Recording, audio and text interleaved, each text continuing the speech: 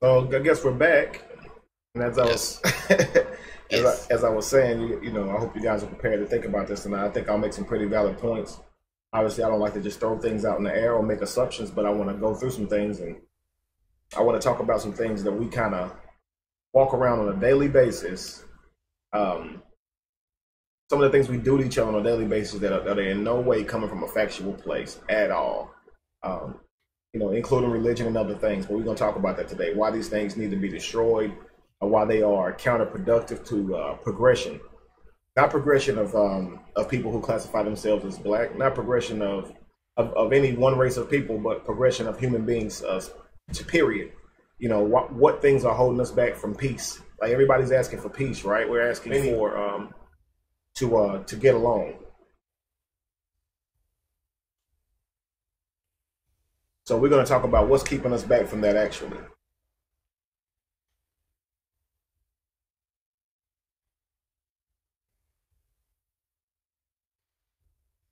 Okay, so welcome in Facebook.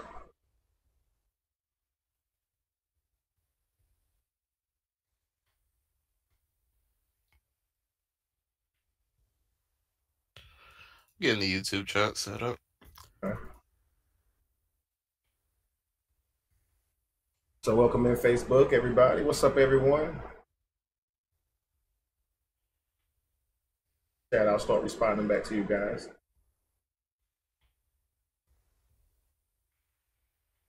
Okay, what's up, Q Mayo? What's going on, Keisha? King Will, what's going on? Ella Saraz, how you doing? What's up, Tim? Hello, what's going on? B Dub, what's going on, brother? Welcome in. Welcome in, everybody. Jason, what's going on? I am well, brother. Hope all is well with you, too. Religion ruins lives. I'm with you, Manila. I am with you 100%. Peace and love. Tonight we're going to find out why and how, though. A lot of people are saying this, but of course somebody who subscribes to religion, they're not going to see this, right? They're not going to see it the same way we see it. So, Raina, the silence is all a little better today. Thank you for asking.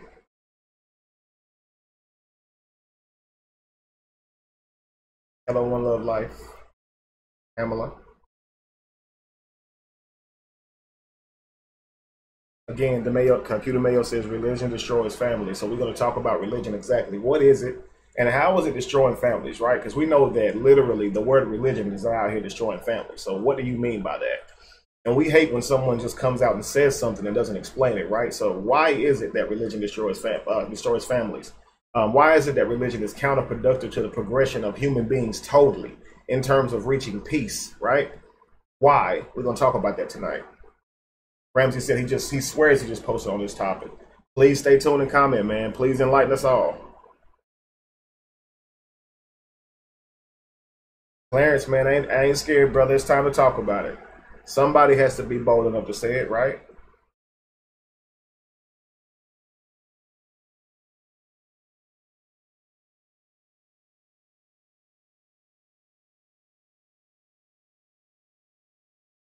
Fort Lauderdale, what's going on? Religion equals a mental disorder.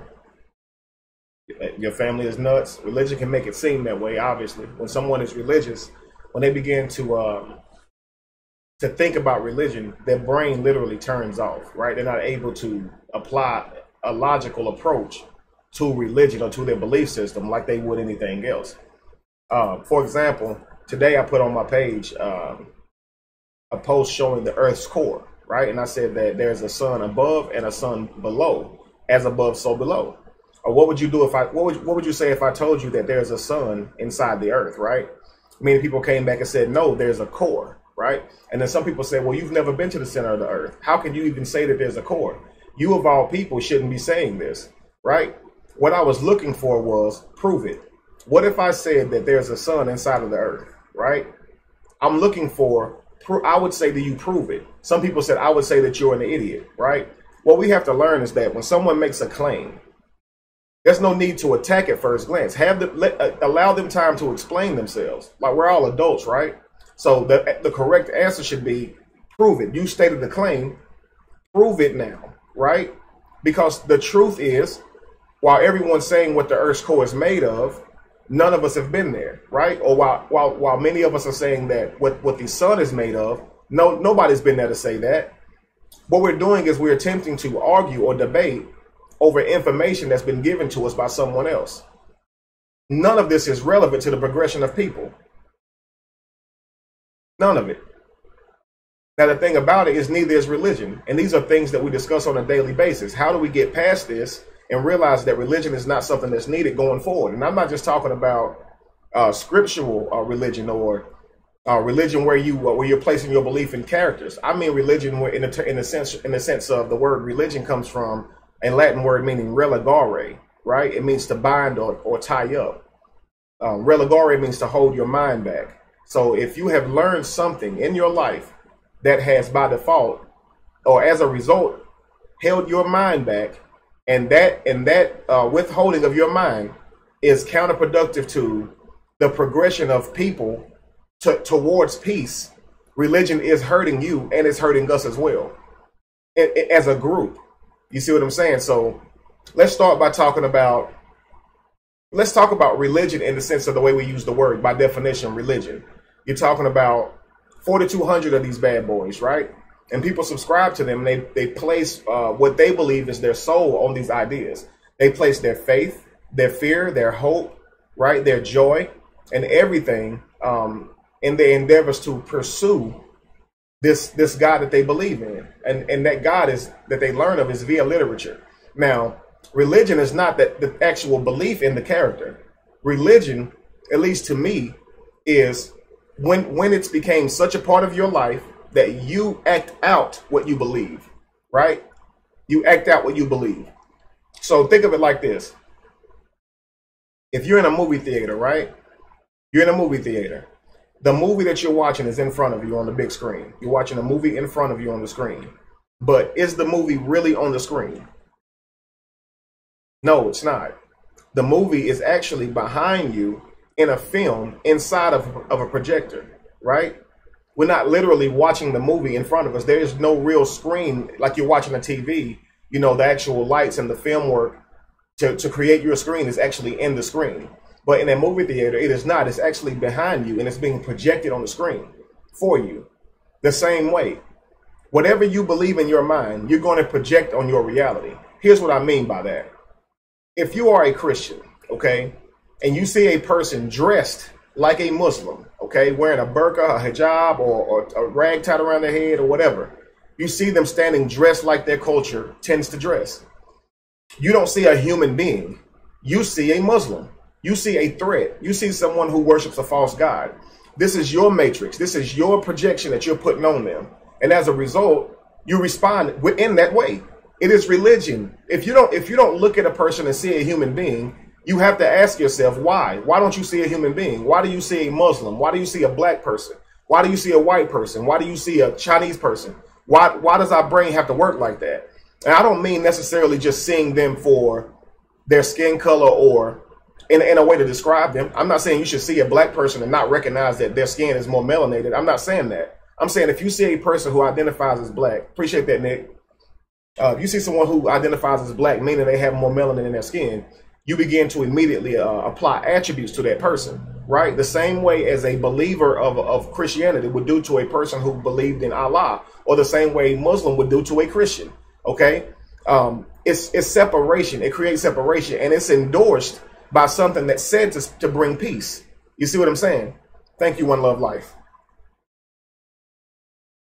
So when you're dealing with, number one, the religion and your belief in characters that's supposed to bring you hope, bring you salvation, your belief in these characters causes separation from anybody who doesn't believe in these characters. And what gives you permission to do that? Your very own literature. Thank you, Goddess Majestic. I am too. So your literature actually endorses your hate. It actually endorses your separation. So you have to think, number one, you get your religion how? You don't get your religion, and as much as a lot of you don't want to admit it, you don't get your religion from having it being proven to you. You absolutely do not. By the time most of us were even old enough to even question this stuff, we had already been believing in it for several years. For many of us, it may have been uncomfortable. For many of us, we may have been soaked way deep into it and really, really believed in it more than others. But the fact remains is you were asked to have faith long before anybody ever gave you proof. Because the fact is, there still isn't proof. This is why it's being debated to this day. If there were proof, there would be one religion. Literally. Like, nobody wants to go to hell. Nobody. Nobody would want to go to a place where their soul would burn for an eternity. Period. And if there was proof of it, man, everybody would be getting saved or going to Allah. There is no proof. LaShawn, what's going on? It was a mass delete, brother. That is absolutely a mistake. I will add you back. I've been getting that question a lot, man. It's a mass delete. So what I'm trying, yes, yeah, of course. And Josh went through and took all of them down, or it actually had I think a program that helped out as well. Yeah, for those of you that do not know, I am trying to feed the world with $2 per month patrons. So people who join my Patreon. With $2 per month, I'm using that money and actually trying to feed the world and create actual ways for them not to go hungry again. Okay, so and just this is a segue real quick. With my nonprofit right now, we are currently trying to set up warehouses that we stock with food. So for those of you out there who say, I don't really trust anybody sending my money to, hey, I've been paying Christianity or tithes forever and got nothing. I just don't trust people anymore. If you can help people by simply sending canned goods too. So we're setting up. I'm trying to set up a warehouse in every city if I can, where we can actually just send food if you don't want to send money. My goal is to feed people, and I don't technically need money to do that either. But food would really help me feed people. So for those of you who say I don't really want to send money, send food, right? And if you live near the cities, whenever we get these things set up, bring food. Okay, I want to be able to set up a place where people can go get food on a daily basis. But what if I don't like you as a person because of your beliefs? You should care enough to want to feed people. The food is not going to me. It is going to a cause. If you are allowing your dislike for my belief system that you can't see in my head to affect you helping someone, then you should really question yourself and what you believe in truly. And that's really sad that people actually think that way. You know? Oh, yeah. So back to what I was saying about religion. You get this religion, you're taught this religion at an early age by your parents. And like I said, it's before you even, people always say you're taking something out of context. You're not a theologian. Your mother wasn't a theologian. Neither was your father. Your pastor isn't.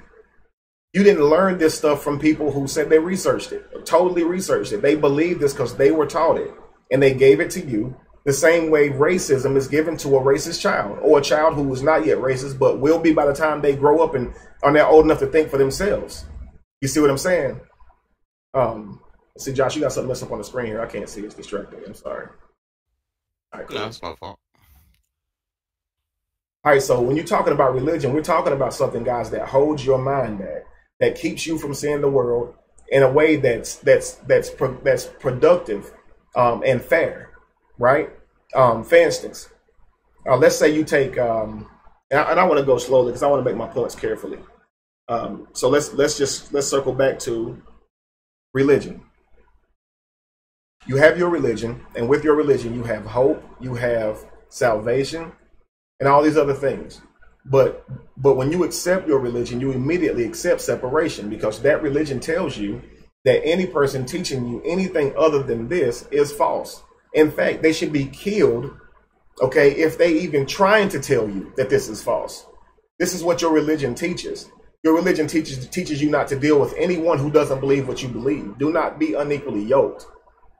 So now you are not separating from someone because you hate them. You're separating from someone simply because they don't share a belief with you. And this is endorsed by the so-called God that you say you believe in. Okay? And to think that an all-powerful being would work this way, you have not taken that into consideration. You're only buying it on faith. Someone asked me today, what's wrong with believing in something that you haven't saw? A lot is wrong with that. Where does it stop? That means if I tell you someone and make up a total name right now and say they existed, you have no more right to say my made up character doesn't exist than Jesus. You see, because there's no proof of any of them. So if you're saying I'm going to accept Paul based on faith, then you have to accept whatever character I come up with based on faith. How can you tell me my person isn't real, but Paul is, and say it's based on faith? Faith is not a way to try to use up something to prove something. You can't, it doesn't work that way. Like somebody said, yeah, faith the size of a mustard seed. You're taught these poetic gestures and you think they're supposed to mean something.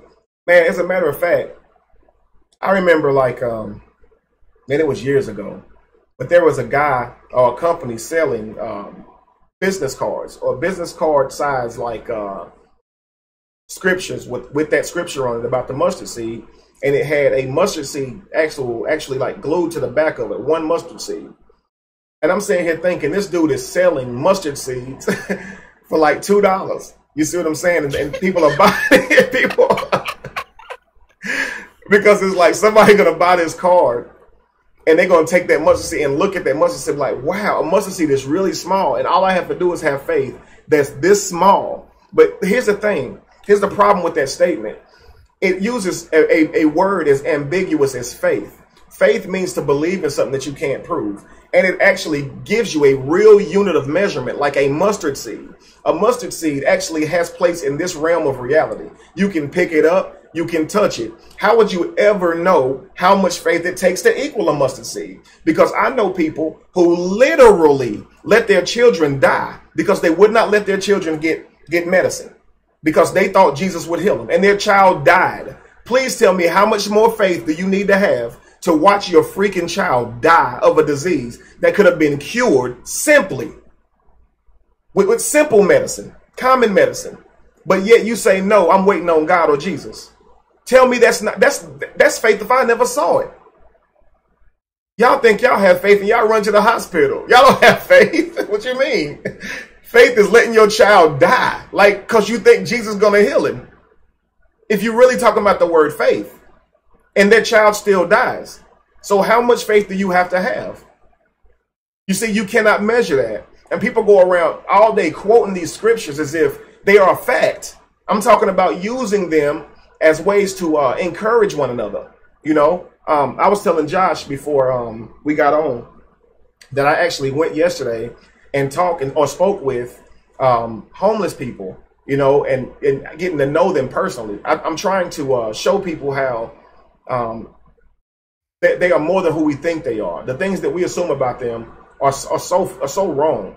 But either which way, I met this lady yesterday, and I asked her, what is it that I can do for you? I'm trying to raise money. I showed her my Facebook. I showed her my followers, and I told her that I'm trying to raise money to feed them and take care of them. And I said, what is something that I can go back and tell my people, something that you need that we could do for you? She didn't say food. She didn't say drink. She didn't say a hotel room. This lady said knee surgery and a place to heal. That's all I'm asking you for. That's what she told me. Now, obviously, that's not something that I can do. But that broke my heart because I'm sitting here thinking that she could have said anything, man. She could, like, this lady sleeps on the streets at night. So she's going to have to sleep on the street that night. And what she asked me for was knee surgery. Not a night to stay somewhere. You see what I'm saying? Not food. Obviously, this lady has to be in pain for this to be her main thing she asked for. So anyway, we said, do you have any medicine? And she says, I have these prescriptions, but I can't get them filled. I said, okay, give me the prescriptions. She goes in her bag to get her prescriptions, and she pulls out this box of cards, and it says hope cards.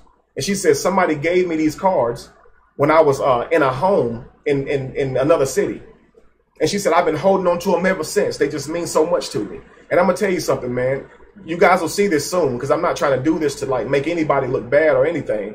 But what you will find is a lot of these people who are in these situations, they holding on to Jesus as much as the people who are in church and who seem to be doing well are. You see what I'm saying? They're sitting here. I mean, I talked to another guy saying, Jesus is my help. He is my strength. This dude sleep on the street at night. So you cannot tell me about faith the size of a mustard seed. If these people are sleeping on the daggum street and they still got faith that Jesus is going to do something for them, they should be having mansions by now. At what point does faith really matter? You guys are being lied to if you're Christian and you sitting here walking around telling people all you got to do is have faith. That is a lie. That's a clear lie. Like, believing that something's going to happen does not necessarily make it happen, especially if you believe in some character that you were taught to believe in is going to provide it. You don't even have proof of the character, yet you've already exercised hope that that character is going to do something. You jump way ahead of yourself. We need to go back to the beginning and find out if the character still lives. You see what I'm saying? We need to go back to the beginning. If let's first establish does this person exist before you start putting your faith and hope in them. I said last week, when you put your faith or hope in a person, it's because they've earned it. You've established some credibility with that person. They have shown you that they're reliable. When you say I got faith in that person, you're not just walking up to somebody you never met before talking about I got faith in you. No, you're talking about somebody you have built a history with. How are you going to have faith in somebody you don't even know if they exist or not? Come on, man. People sit here and argue about this, and other people try to give more credibility to other people by saying they're experts. How are you going to be an expert and trying to decide if somebody who the only reason we even heard they existed is due to hearsay actually existed? You cannot be an expert in that. You're an expert in hearsay. You see, so we're to a point to where it's like you're talking about literature and words in a book, and you're using your belief in the literature, your faith in the people who supposedly wrote this literature, whom you've never met. Thank you so much, BDP. Using faith in someone that you've actually never met. Period. You've never met this person. And so someone says, you know, I got reasons for believing in Jesus, and it's not experience. My reasons for believing in Jesus is that an expert who's an atheist says that Jesus possibly existed. That's the reason you believe in Jesus. That's not good enough. You can line up 1 million people who say that Jesus existed. That is not good enough for someone to exist. At some point, you guys are going to say, if you believe in this religion, you believe in these ideas, at some point you're going to have to say, I need substantial proof. You sitting here saying you're putting your whole life on it, teaching it to your children. And again, it's not that believing in it is necessarily the problem. Because people say, well, why can't you just let people have faith in whatever they want to believe if they feel it makes them better? That's not the case. See, this faith is not making you better. It's keeping you back. If you go to a church and you tithe out of the belief or the faith, or if you will, that God has ordered you to give this tithe in order to be blessed, your faith is holding you back. It's holding the world back, frankly. Because if you had this same giving attitude and you applied that giving to the people who actually needed help, the world would be made a better place. But you're giving it to someone, a preacher, who's telling you to depend on God for your money, but he's clearly depending on you for his. If you were to say to him, we as a church are going to stop paying you because you asked us to depend on God for our income. We need you to prove that you have faith. So we're not going to pay you anymore, Mr. Preacher Man. Okay, depend on God. Thank you very much, Keith Jordan. Depend on God. If you saying you lifting your eyes to the hills from which cometh your help, and you saying your help is Jesus, you want us to believe it. Why don't you exercise it? Because as soon as you stop tithing, he gonna come down on you, right? And he gonna start telling you how much the church needs money. Well, why can't God provide the church's needs the same way he can provide the members' needs? Faith. Obviously, it don't work that way. But we've been in the position so long and in church for so long, by the time you're old enough to even think about why in the world do I need to give my money to the church, you already indoctrinated and really believe that a character that you have not even had proof of yet has asked for money that literally was created by people. I'm talking about printed, and you actually literally believe that your God has a demand on paper money. You haven't challenged it at all. And if you tithe, you don't even read your Bible.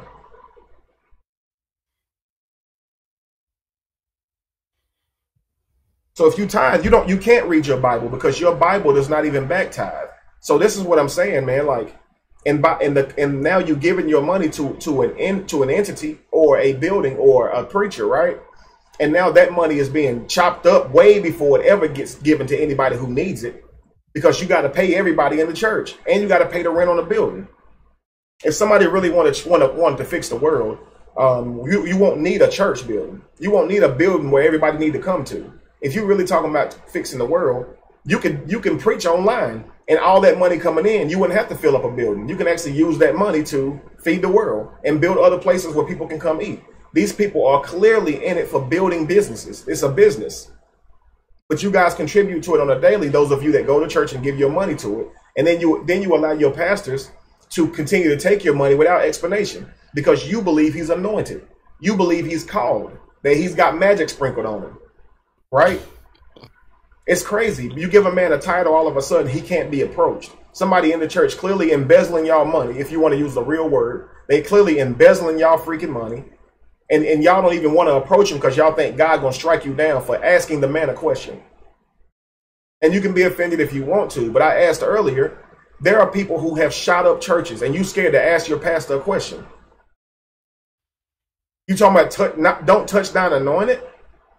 Were there any anointed people in these buildings when these people shot them up? Obviously, this scripture stuff don't matter. And my thing is this. You're obviously not going to your pastor with any intent to harm him. You're simply going to him to ask him why he's doing what he's doing, why he's practicing tithe the way he is. Why is he telling people that they'll be cursed if they don't tithe? That's all you're asking him. You're not going to this man with a daggum AK-47. You're just going to him to ask him a simple question. And you feel like you're afraid to even confront this man because somewhere in your mind and your heart, you've been convinced that you're touching God's anointing or you disrespecting the anointing that God has placed on his man of God, his ordained. Don't you understand? If someone wants to lie to you, the way to keep you from confronting them would be to convince you that they have some type of magic powder sprinkling on them. And if you ask them a question, something bad will happen to you. Don't you think that? Don't you think that that's a possibility? Why would somebody say I can't be questioned because the God that I serve has ordained me and you can't challenge me? Come on, y'all.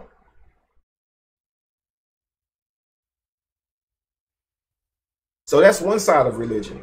You believe in these characters that's supposed to promote love, but on the flip side, they do not. You know, let's just talk about it for a second. You have this character, Jesus. Okay, Jesus is supposed to be the epitome of what love is. But Jesus, while slavery is happening, is walking on water for a few people. Now, you have to ask yourself, is this something that a God would do? An all-intelligent God. I'm going to choose to walk on some water right now, okay, and make some people ooh and ah when there are people literally enslaved right now. No, it's a motif. When it says Jesus walked on water, it is more likely that the sun is reflecting off water. Obviously, if God really came to this earth, an all-knowing, all-powerful God came to this earth, his example of love wouldn't be walking on no dang water. You're talking about the sun going through the zodiac, and you really believe Jesus is a literal character, and it's like if Jesus is a literal character, this person that you say is all love is actually selfish. If he fed a multitude with 2 fish and 5 loaves, why stop? If it's not costing you any energy to multiply this fish and bread, then why even stop? If I was the son of God and I came to this planet, I would do stuff that you can't deny. I wouldn't walk on water because that's something that can be argued about. I would actually end world hunger and slavery. Like totally end the crap. I would actually turn over all governments who are corrupt, period. Nobody could say I wasn't the son of God. I wouldn't walk on water and like raise a man from the dead and spit in mud and cure a blind man. I wouldn't do those things. I would do something that actually mattered to the actual world, fix the world. You know what they're gonna say is like, well, you know, God's thinking is different than our thinking. Absolutely, but we say he's all intelligent. Let's look at the world right now. People still dying on this planet. Man, you're talking about as a whole, the majority of the world don't even practice this religion that y'all believe in. And this character is supposed to have already been here and set the perfect example. Please tell me what it benefited. Please tell me when slavery still exists today. Not just a little over 100 years ago for black people. I'm talking about people being enslaved right now as we speak.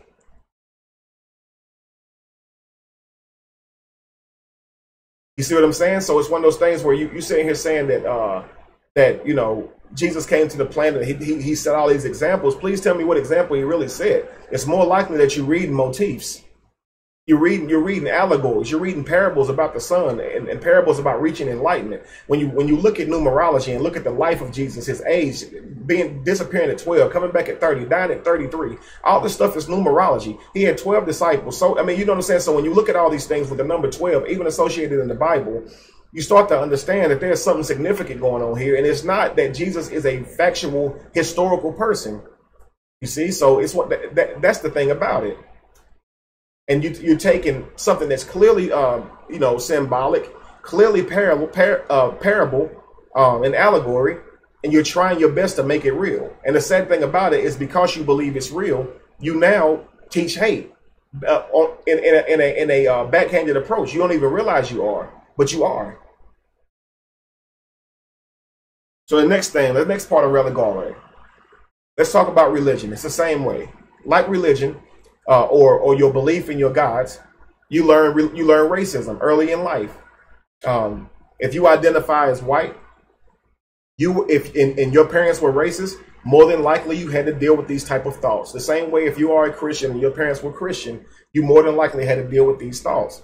As a child, you have no way, I'm talking about zero way, of challenging your parents' beliefs about another race. You do not. If your parents were not racist by way of, I hate black people, they're all niggas, they were racist maybe in a way that they feared black people and thought they were violent, right? Or thought they were lazy. These type of stigmas are passed down to your children, whether you like it or not. And technically, it is not the child's fault for having these ideas, as they were given to this child and accepted because your parents are your God. They are who you trust. If your parents are going to say something about a certain group of people, you're probably going to believe it. If you're a child, you have no way of knowing at all. You're probably going to believe your parents. So by the time you're old enough to understand or old enough to think for yourself, you already have these stigmas. And if you are a person that identifies black, you know this is true. A lot of us can admit to having a nervous fear about even ourselves due to growing up watching hip hop movies or gangster movies, or it's just simply the way that we're depicted on TV. Many of us will feel uncomfortable if we are in an area that's predominantly black. And this is people who identify as black. Imaging is real, okay? Mind control is real, and it works on you regardless of what you look like. Nobody's exempt from this. You see what I'm saying? So the reality we live in is a reality that we are actually projecting because we have been taught something as a child. And what's happening is the reality that you are projecting is counterproductive to actually a progression in terms of being free, or being totally free from war and this type of racism that we do to each other. This type of subjection, if you will. We want peace, right? We want peace.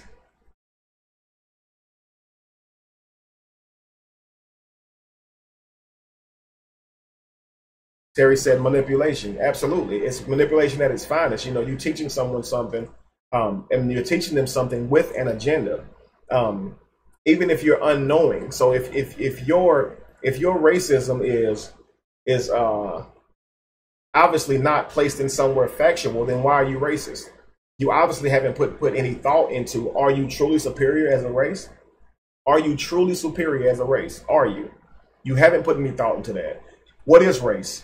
What is this word? It's a paradox. It's a word created to separate or to classify. Okay, when you look at this word race, it doesn't go back further than the 1800s. Okay, so when you're talking about this word race, what is it really? It's a word, but we associate different things to this word. You see, and again, Tim Thomas said religion equals racism. I say that all the time. Religion or racism is the biggest religion. It really is. And it's not even necessarily racism. It's separatism is what I would like to call it. It's when you create so many ways of separating people that them becoming unified becomes almost impossible. You see what I'm saying? I'm going to show you what I mean by that. Let's see. Let's just say okay, try to break this down by using math, okay? Let's just say that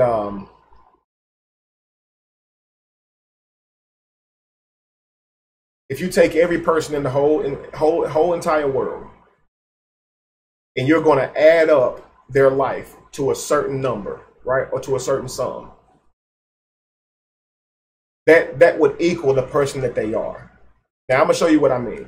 Okay, so you see a person who identifies as black, and you have been raised to be racist. So a racist person sees a person who identifies as black and immediately assumes certain things about them, right?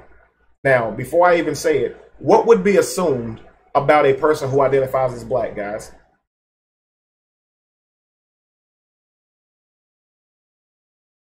So a person who probably has not been around black people, and who has been taught to be racist, or who has watched TV a lot of TV, what is something that they would think about black people at first glance? What are some of the feelings that they may feel?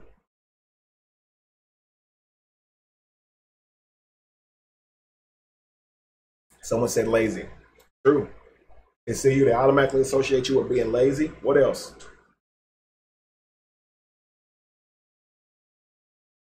Like rap music, ghetto. Okay, here we come. A criminal, absolutely. They still A like rap music, troublemaker. criminal. Yeah, troublemaker, absolutely. Aggressive, yeah. Violent, from the hood, criminals, thief.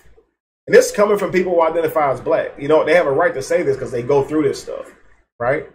And anybody who savages, right? Anybody who dumb, absolutely. They consider you to be less intelligent because your skin is more melanated, right? So they are pretty much judging you based on how you look. Beggars, like watermelon. There you go. Okay, thug, all over the place. Okay, unanimous. We see what you think, what people think. Deadbeat, absolutely. Might say purple soda. These stigmas are all over the place. Drug dealer, absolutely. If we are in a store, we would have to be more careful in this reality, in this matrix, than a white person would, just by design of this system, right? We would be looked at as more likely to steal. The eyes would be on us. I don't plan on stealing anything, and if I'm in a store, I have to take precaution not to put my hands in my pockets because I know how people think. I know how they think, and I don't even want to have to go through that. My mom was like that when I was young. Like, don't Right. put your hands in your pockets. Yeah. Because you already know. You see, and what she's saying to you is coming from a place of experience or something that she's gone through. You see what I'm saying? Now, here's the thing. You may never have saw this happen, but even to this point today in your life, if you in a store and you find it awkward to put your hands in your pockets, that is a form of religare. You should not have to worry about if you should put your hands in your pockets or not. The sheer fact that you do proves that you have now developed a microaggression to something that your mother taught you as a child. You see what I'm saying? Now you're in the store and you feel like I shouldn't put my hands in my pockets, and it's not even something that you experience. It's something that your mother taught you. Mm-hmm. So that is a form of holding your mind back because you should not have to worry about that. It's not your problem if you put your hands in your pockets.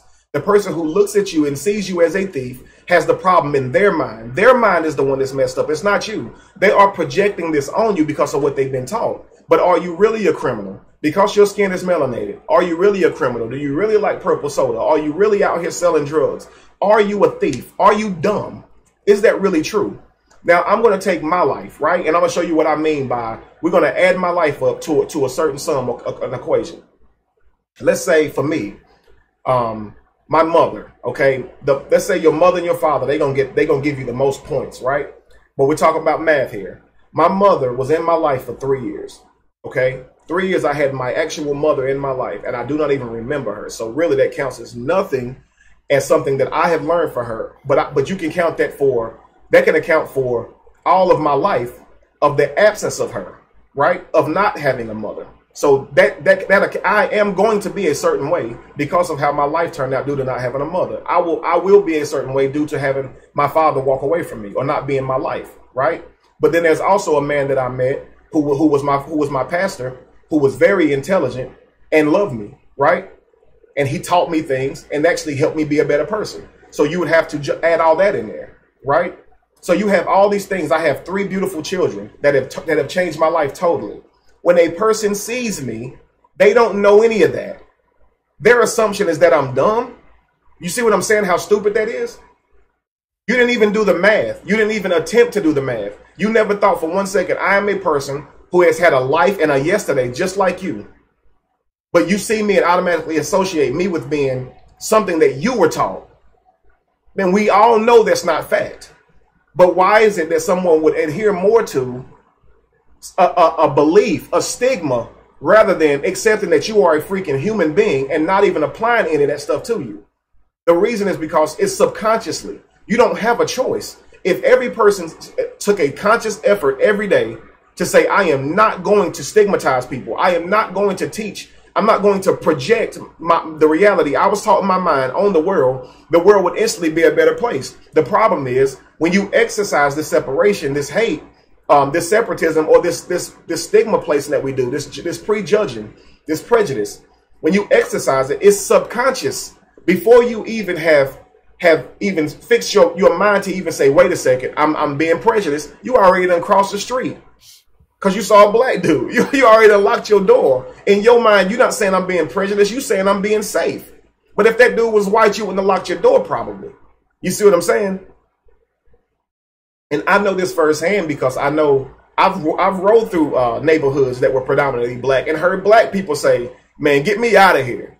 Liquor store, get me out of here." Right? Because even our assumption is in those areas you are more likely to be harmed. Like black people in those areas just walk around waiting to kill somebody.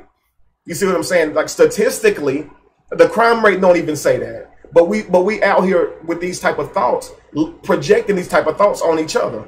It's absolutely not fair. You see what I'm saying? Now, this goes both ways. When you look at the white community and you look at people who identify as black, and I should say people who identify as white. I don't believe in race. But when you deal with this, you look at people who reach consciousness, especially by learning that Christianity was given to them during slavery and learning the horrible history that Europeans have on the African history, right? And learning this, it's natural to feel discomfort about that race, but you have to use logic. The people that you see at your grocery store didn't give you the Bible, nor your people the Bible. They've never hit you on the back with a whip, and they've never owned slaves. In fact, these people have no power over your life whatsoever. Your problem is with the government that run your life. These people that even if they're riding around with a rebel flag on their car, there's no need for you to even give them any care because they have no effect on your life, period. Now watch this. The person who rides by with that rebel flag on his car being racist, okay, and using a flag in his history to justify that racism, right? The person who looks at that rebel flag and gets mad is just as held back by race, by religare. Your mind is held back. If you see a person ride by you with a rebel flag and your day is ruined, you also suffer from the same thing. You see what I'm saying? Like I should not let my day get ruined because somebody else is racist. They were raised to be that way. Why should you be affected? Because they want to put a rebel flag on their car. Now I'm not saying that you should say it's okay to have. My point is, why are you letting it affect you? You're held back by religare. Your mind is focused on things that are not relevant at all. You could have just drove right by that dude and said, and act like you didn't even see it. But you've been taught to see that flag and feel certain feelings about it. Why? You don't have to feel it. You don't have to. You can literally remove yourself from all this crap you've been taught. The stuff you taught is not good for you. I know it feels good to have your pride and say, I ain't let nobody call me no nigga. I ain't let nobody say that. I know it feels good to have your pride and say, I need to have my strength. If it's the only way for me to have my strength and show it, then dadgummit, let me hit somebody in the mouth if they call me a nigga. Like we already don't have no power, right? We already don't have no economic foundation. No, it's still not okay. It's a word, and you let the problem is not should you protect or defend the word. The problem is, why are you letting the word bother you? The word is hurting you. If you lashing out over a word, it means somebody got control over you. Take control over yourself. Don't let somebody use a word and make you mad. Have you ready to attack somebody because they use a word? Let that stuff go. We got to be bigger than that. We got to understand that, like, we have been programmed, and they still use this programming to get out of us what they want. So they will use your low-key racism or your low-key fear or discomfort with another race to push agendas, as long as you still suffer from that. And if you judging people without knowing their total, without knowing their equation, what they amount to, then you know you're wrong. You haven't even done the math, and you've already made up and decided who you think I am. And this ain't just race. This is with how a person looks. Now I'm going to show you what I mean. I walk into a place, right? Say I go get a job. I walk into that place.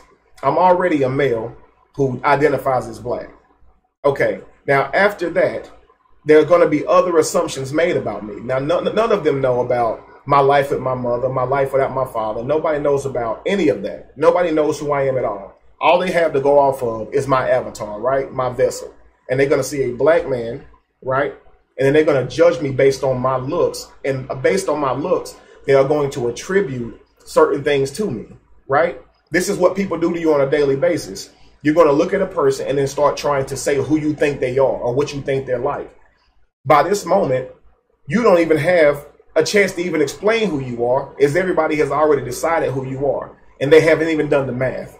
They haven't even said hey to you yet. They haven't even heard your voice yet. They've already made assumptions on who you are and what you. And then you meet these people, and all of a sudden you realize they don't like you or they got a problem with you. And in your mind, you're going to try to figure out a way to fix that. Why? The problem is their mind. They have already made up who they think you are. You don't need to do anything at that point. Just go to work like they pay you to do and go home. There's no need for you to try to prove to somebody that you are who they thought you were. Like whoever they think you are, if they are so childish that they are acting out who they think you are and they ain't even met you, it's ridiculous. If somebody say, well, I had somebody tell me they didn't like me because their ex was named Kevin. What? You probably need to do some more research, do some more soul searching until you totally get over this dude. Because if you're going to say now every person named Kevin is a certain way, that relationship is now religare in your brain. I like to say it like it's a disease. I say you got religare. You have religare. You're sitting here thinking that I'm going to be a certain way just because of my name, or a certain way because of my height, or a certain way because of how I look, or whatever. You know, men do this to each other. You know, if I post a picture of myself smiling, I'm not smiling because I'm happy. I'm smiling because I want to see myself smile. I made this vessel. I'm controlling how I look right now. Like where my eyes are placed to anything. I've been looking like this my whole life. I don't look in a mirror and think, wow, I like my smile. Let me look at myself. But to people, when they see you, they're going to project on you what they think they're seeing. You see what I'm saying? So that's how they do. That's how people do. They project on you their own mind. That's why they say you are your reflection. When you sitting here arguing with me based on something I ain't even said or did to you, you have to consider where is your argument coming from? It's coming from your own mind. I told someone yesterday, when you at a place in your life to where you saying, how come I keep meeting the same kind of people? How come my life keep end up in the same place? It's because your brain is stuck in a loop. You're continuously projecting out what's in your brain. If you change your brain, you change the world. All you have to do is fix your mind. You see, so the problem is always in here. Fastest, I'll tell you this. I met a scientist, okay? A scientist who studies plants, right? Who studies nature. And they said something to me. They gave me absolute perspective. I never thought about it this way. She says that flowers, okay, being given to her is an absolute insult. Because, and the reason it's a shock to me because women seem to, to love receiving flowers. But she said for her it's an insult because, of course, she loves plants. She studies them, right? She's a plant scientist. And I'm pretty sure I'm not saying that right, but in layman's terms, if I said the real word, half of y'all or myself probably wouldn't know what it was anyway. So, is it a botanist? Okay, again, I'm totally confused. Okay. So and it may be, but it may very well be. But for her, she was saying that you're going to kill flowers to give them to me as a gesture of love. Wow, that's deep. Why do we like dead plants being given to us? Why? You've never thought about it like that. And to a woman, that she would probably be offended. I don't like them because they're dead flowers. Of course you don't. You like them because you've been taught to associate love or affection to them. When you walk by flowers on the side of the road, you don't feel love and affection by seeing those flowers. But if somebody sends you an $80 set of flowers, you will feel affection and love. And it makes you feel a certain way because you're in front of people. It's like a validation of your love. It's not the flowers. It's the gesture. And you know it. You know it. It could have been candy and it would have made you feel the same way. It could have been edible arrangements and you would have felt the same way. Now many of you women may say, well, I like yellow roses. I like white roses. But it's a lot of you been taught to like flowers anyway. If you really think about it, giving me a plant that I'm going to put into a vase and it's really just going to die anyway. Why do I want to kill a plant? Like, please, just like think about it, and honestly, and I'm not saying any of you are wrong for liking flowers. Obviously, you like flowers because you've been programmed to. It's just not like flowers, but like to receive flowers as a gift. Yeah, because you've been programmed to.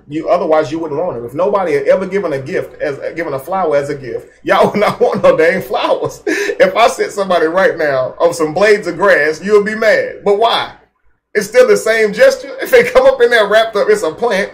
What's the difference? But you'll be mad. It's got to be a daggum rose. Or if I sent some kind of cheap flower in there, you would say no. Why did you send some good roses? Because you've been taught that roses mean more.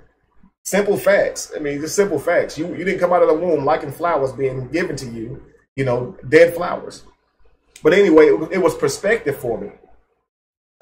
So thinking about that, think about diamonds, guys. Diamonds are not actually valuable, okay? But money is spent on diamonds in enormous amounts, okay? Now, the problem with diamonds is not that people think they're shiny and they have to have them. The problem with diamonds is how you're getting them. There are people who are being enslaved and forced to mine these caves. And mine these caves now to give you these diamonds, right? And we buy these diamonds at high prices. They are not rare. You have been lied to 100%. Diamonds were made famous off of a sales pitch, and we were taught to give them to each other as gifts. If I loved a woman dearly, and I'm gonna tell you something crazy, I'm gonna go back, I'm gonna tell on her because she's a totally different person now. But I married my wife, okay, out of pure circumstances, right? We was trying to find a better way for our daughter to live. But when I asked this joker to marry me, she told me I better have a ring. My honey was 17. Where am I gonna get a ring from? And I'm sitting here like, why I gotta have a ring? We broke right now. Like, we trying to do this. We trying to take care of this baby. And she wanted to have a ring. At that time in her life, she was convinced that a ring meant you loved her. She was convinced a ring meant it was real. I still didn't understand that. I guess I've always been kind of removed from the matrix, because I was like, married is married. Mother and father, we're going to be the child's parents, raise them, give them the world. But at that time in her life, she wanted a ring. So my honey went off to Kay's Jewelers and got a ring loaned to me and had a bill I couldn't even afford. You see? Now, don't go ham on her because she's not the same person that she was. You know, we've all grown. But at that stage of her life, she had to have a ring. Now I'm a 17-year-old man willing to marry her because we done had this child and try to raise this child to be a star. And she wanted a ring. The clear gesture of somebody who didn't even have it all together wanting to marry you, to do something so fearful as marrying you, barely even knew each other like that, should have been enough. But in her mind, the ring was going to seal the deal. Think about this, guys. But why? Because she was taught that. It ain't her fault, but she was taught that. At this stage of her life, she probably look back on that and be like, or see this video and be like, dang, I was going ham. I really was tripping, but you didn't have to put me out there like that. But at the end of the day, you know, my point is that's where she was. But why? She didn't come up with that idea on her own. That idea was actually backed by her people. So she wasn't even coming up with that on her own. This man can't get you a ring, man. He don't love you. This was the idea. And you know, you women, a lot of you out here know that you think the same way. If this man ain't got a ring, Beyonce said, if you like it, do what? Put a ring on it. Put a ring on it.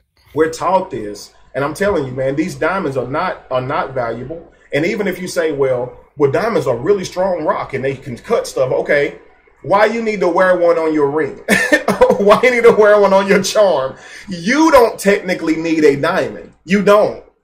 But your love for them has you spending enormous amounts of money on these diamonds. And the problem is not that it's your money. You can do what you want with it. But the problem is how they're getting them. It's the equivalent of buying a big old diamond and walking around with it is the equivalent to buying a piece of cotton, okay, a nice cotton sweater back in slavery days and bragging about it. And you black. Oh, this top of the line premier from America. Smooth cotton. This cost me $800,000. Like, you know how stupid that sounds? Why you buying diamonds? Stop. You remember that, I don't know if, I think you shared it. I think Tariq was one of the first people. Right, when people are starving. Marketing to black people. Mm-hmm. Where they're like, well, the Negro likes to feel better than the other people. Absolutely. He demands quality. He's not going to support his own brothers and sisters. Mm-hmm. The Negro wants top of the line, name brand. So he's going to buy more. he's going to spend more for the price. Because he needs to feel better about himself. Yeah. Because they've already given him a stigma of being nothing. Mm-hmm. Why does, okay, so watch this. Wow, the Negro needs to feel better about himself. He has a problem. No. Why does he need to feel better about himself? Why does that lady need cards that say hope, Josh? If she was in a mansion, would she value those cards? Hell no. No, she needs those cards because she's on a freaking street, bruh. That's the problem. And that's what I'm saying. And you see these people in these low positions holding on to things that are really worthless in terms of helping them out of this situation. I know it may give them some type of hope, and we may say, well, it gives them hope, but what is hope? What is that? I have never seen that help somebody at that moment. Hope. I'm hungry, but you die hungry. Where's hope then? I'm sorry, hope is no good. We're trying to bring help. That's what we're trying to bring, not hope. We've been trying to give people hope forever. We need somebody to help. We need people who are willing to end slavery, I'm talking about, we got all these thugs out here on the streets carrying all these guns and banging out here, gang banging. No, I'm talking about ain't afraid of nothing now. So let's go in slavery over here in Israel then. Let's go end these slavery that these Muslims are doing to black people right now. We brave out here. Or do we just have to watch it be done with this thought in our mind that it ain't nothing nobody can do about it? Are we that disempowered that we just feel like it ain't nothing that can be done about it anyway? Thank you, KDOZ.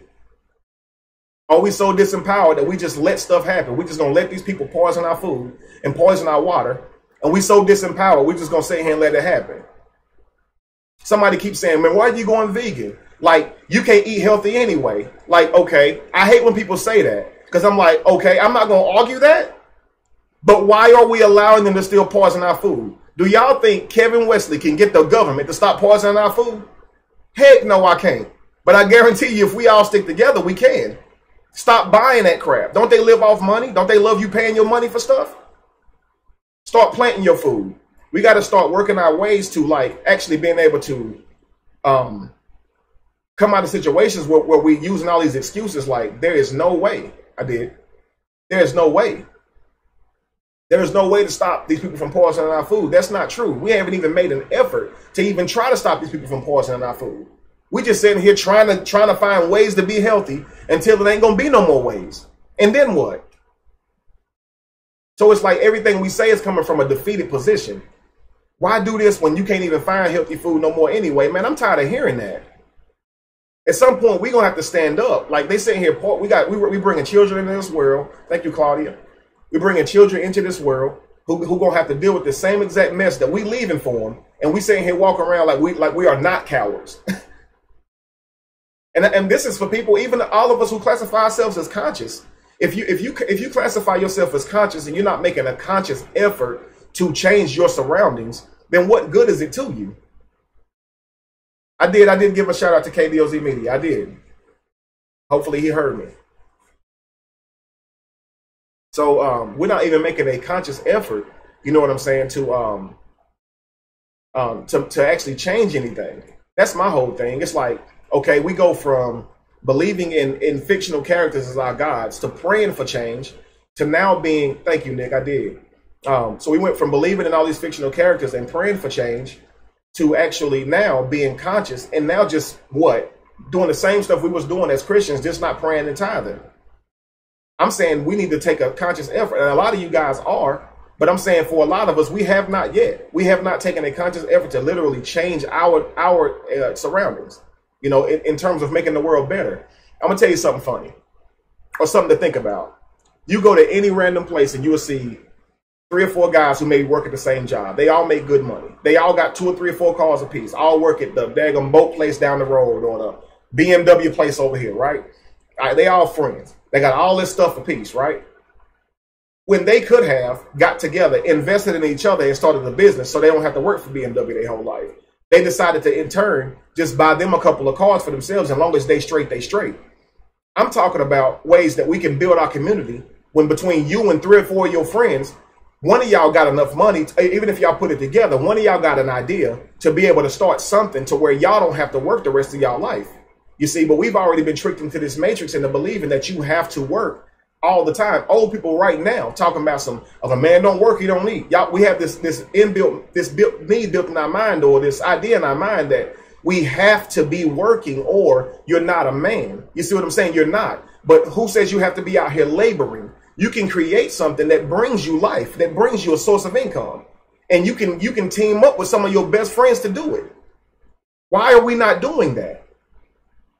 This is what I mean. People say, I don't have the capital. Man, you cannot tell me that you can't get together with 3 or 4 or 5 of your best friends. And even if y'all don't have the capital, all of y'all together think of somebody who might can help y'all with this vision and continue to build from there. And if y'all don't have the people, now you got 5 men with one vision who willing to raise money to build that vision and sacrifice income to build that vision. Okay, instead of buying that new house and them new Jordans and these new clothes that all of y'all here really in competition with each other with, all y'all in the same club, okay, met and drove different cars to the club, one in a BMW, one of you in a Mercedes, one of you in a daggum Jaguar, all y'all together, a piece got on $300-400 each between your shirt, your jeans, your jewelry costs I don't know how much.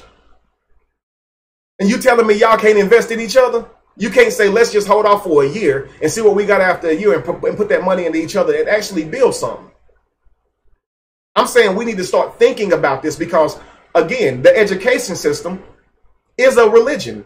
We learn in school how to be workers, not entrepreneurs. We don't learn this. We learn how to go work for somebody. They're not teaching us in school how to get together and build something. They are not. We don't even know how to put ideas together with one another. You think somebody's going to take your idea. You don't even want to bounce it off of them. We got to stop this stuff. You got people in your neighborhood who are barbers, licensed barbers, and cannot open a building. But together, a lot of you guys can come up with the funds for a down payment on the building, and the brother could pay y'all back, or the sister could pay y'all back for the hair salon or whatever. But we have to take an approach to find out who in the community can. Okay, say for a lot of you guys, I want to own a business. I want to own a hair salon. Okay, but I don't do hair. Okay, find a few beauticians in your area that do hair. If you got the money to start the business, put them to work and let them rent the chairs from you. But create it. We have to start thinking in ways that's going to get us out of this mess. Start using your brain. And I don't have all the answers. A lot of this stuff I don't know how to even, go do. I'm learning now in terms of how to get business grants and get these things. But I'm saying some of us, we can learn these things by simply reaching out and networking amongst our friends. Somebody knows somebody who knows how to write this stuff. Somebody knows somebody who knows how to get this stuff. But we just go to work every day and just try to make it. And we barely giving our children what they need. You see what I'm saying? And we're not making a conscious effort to really change our reality. That's what I'm saying.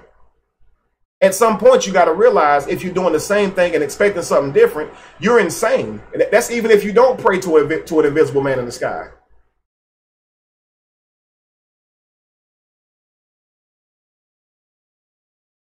So we have to start thinking about ways that's going to progress us as people. And I mean human beings. Seriously, if you guys start investing in yourselves and your own dreams, you will find yourself out of these situations you think that you're in right now. Of course, you didn't ask for the condition that you're in, but man, make a conscious effort to try to change that condition. Again, sit down with your friends and share ideas with them. See what ideas they may have. They may have an idea that may work better in the area that you're in. Your idea don't have to be the one that's got to be. But as long as you guys are making money and your lives are being changed from it, that's the way to go.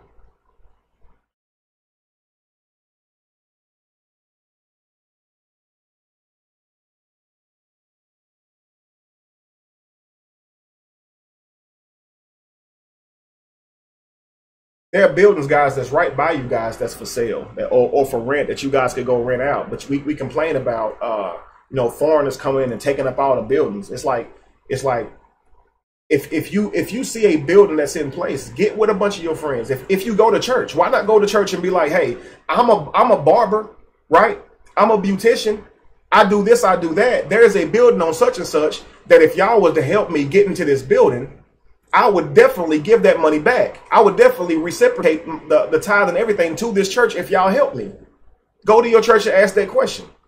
Go to your friends and family and go to your parents and everything and ask this question.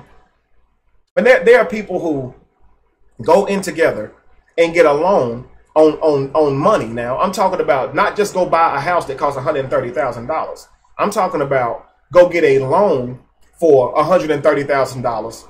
Buy one lot of land and build 2 houses on that sucker, and they split the daggum rent they split the mortgage. So the mortgage on a $130,000 house would be what, $1,200? So now they splitting that down the middle, $600 a piece, and they both live in nice houses. You see what I'm saying? So I'm talking about thinking like that. A lot of you guys got a brother or a sister. Your credit might not be all of that. Theirs might be a little better. Work to build one of the others. If y'all trust each other, it's your brother or sister. Go in together and stop struggling. But we have to do something to change our situations. We can't just keep on renting apartments and just hoping things get better for us, working the same job. We have to put our heads together.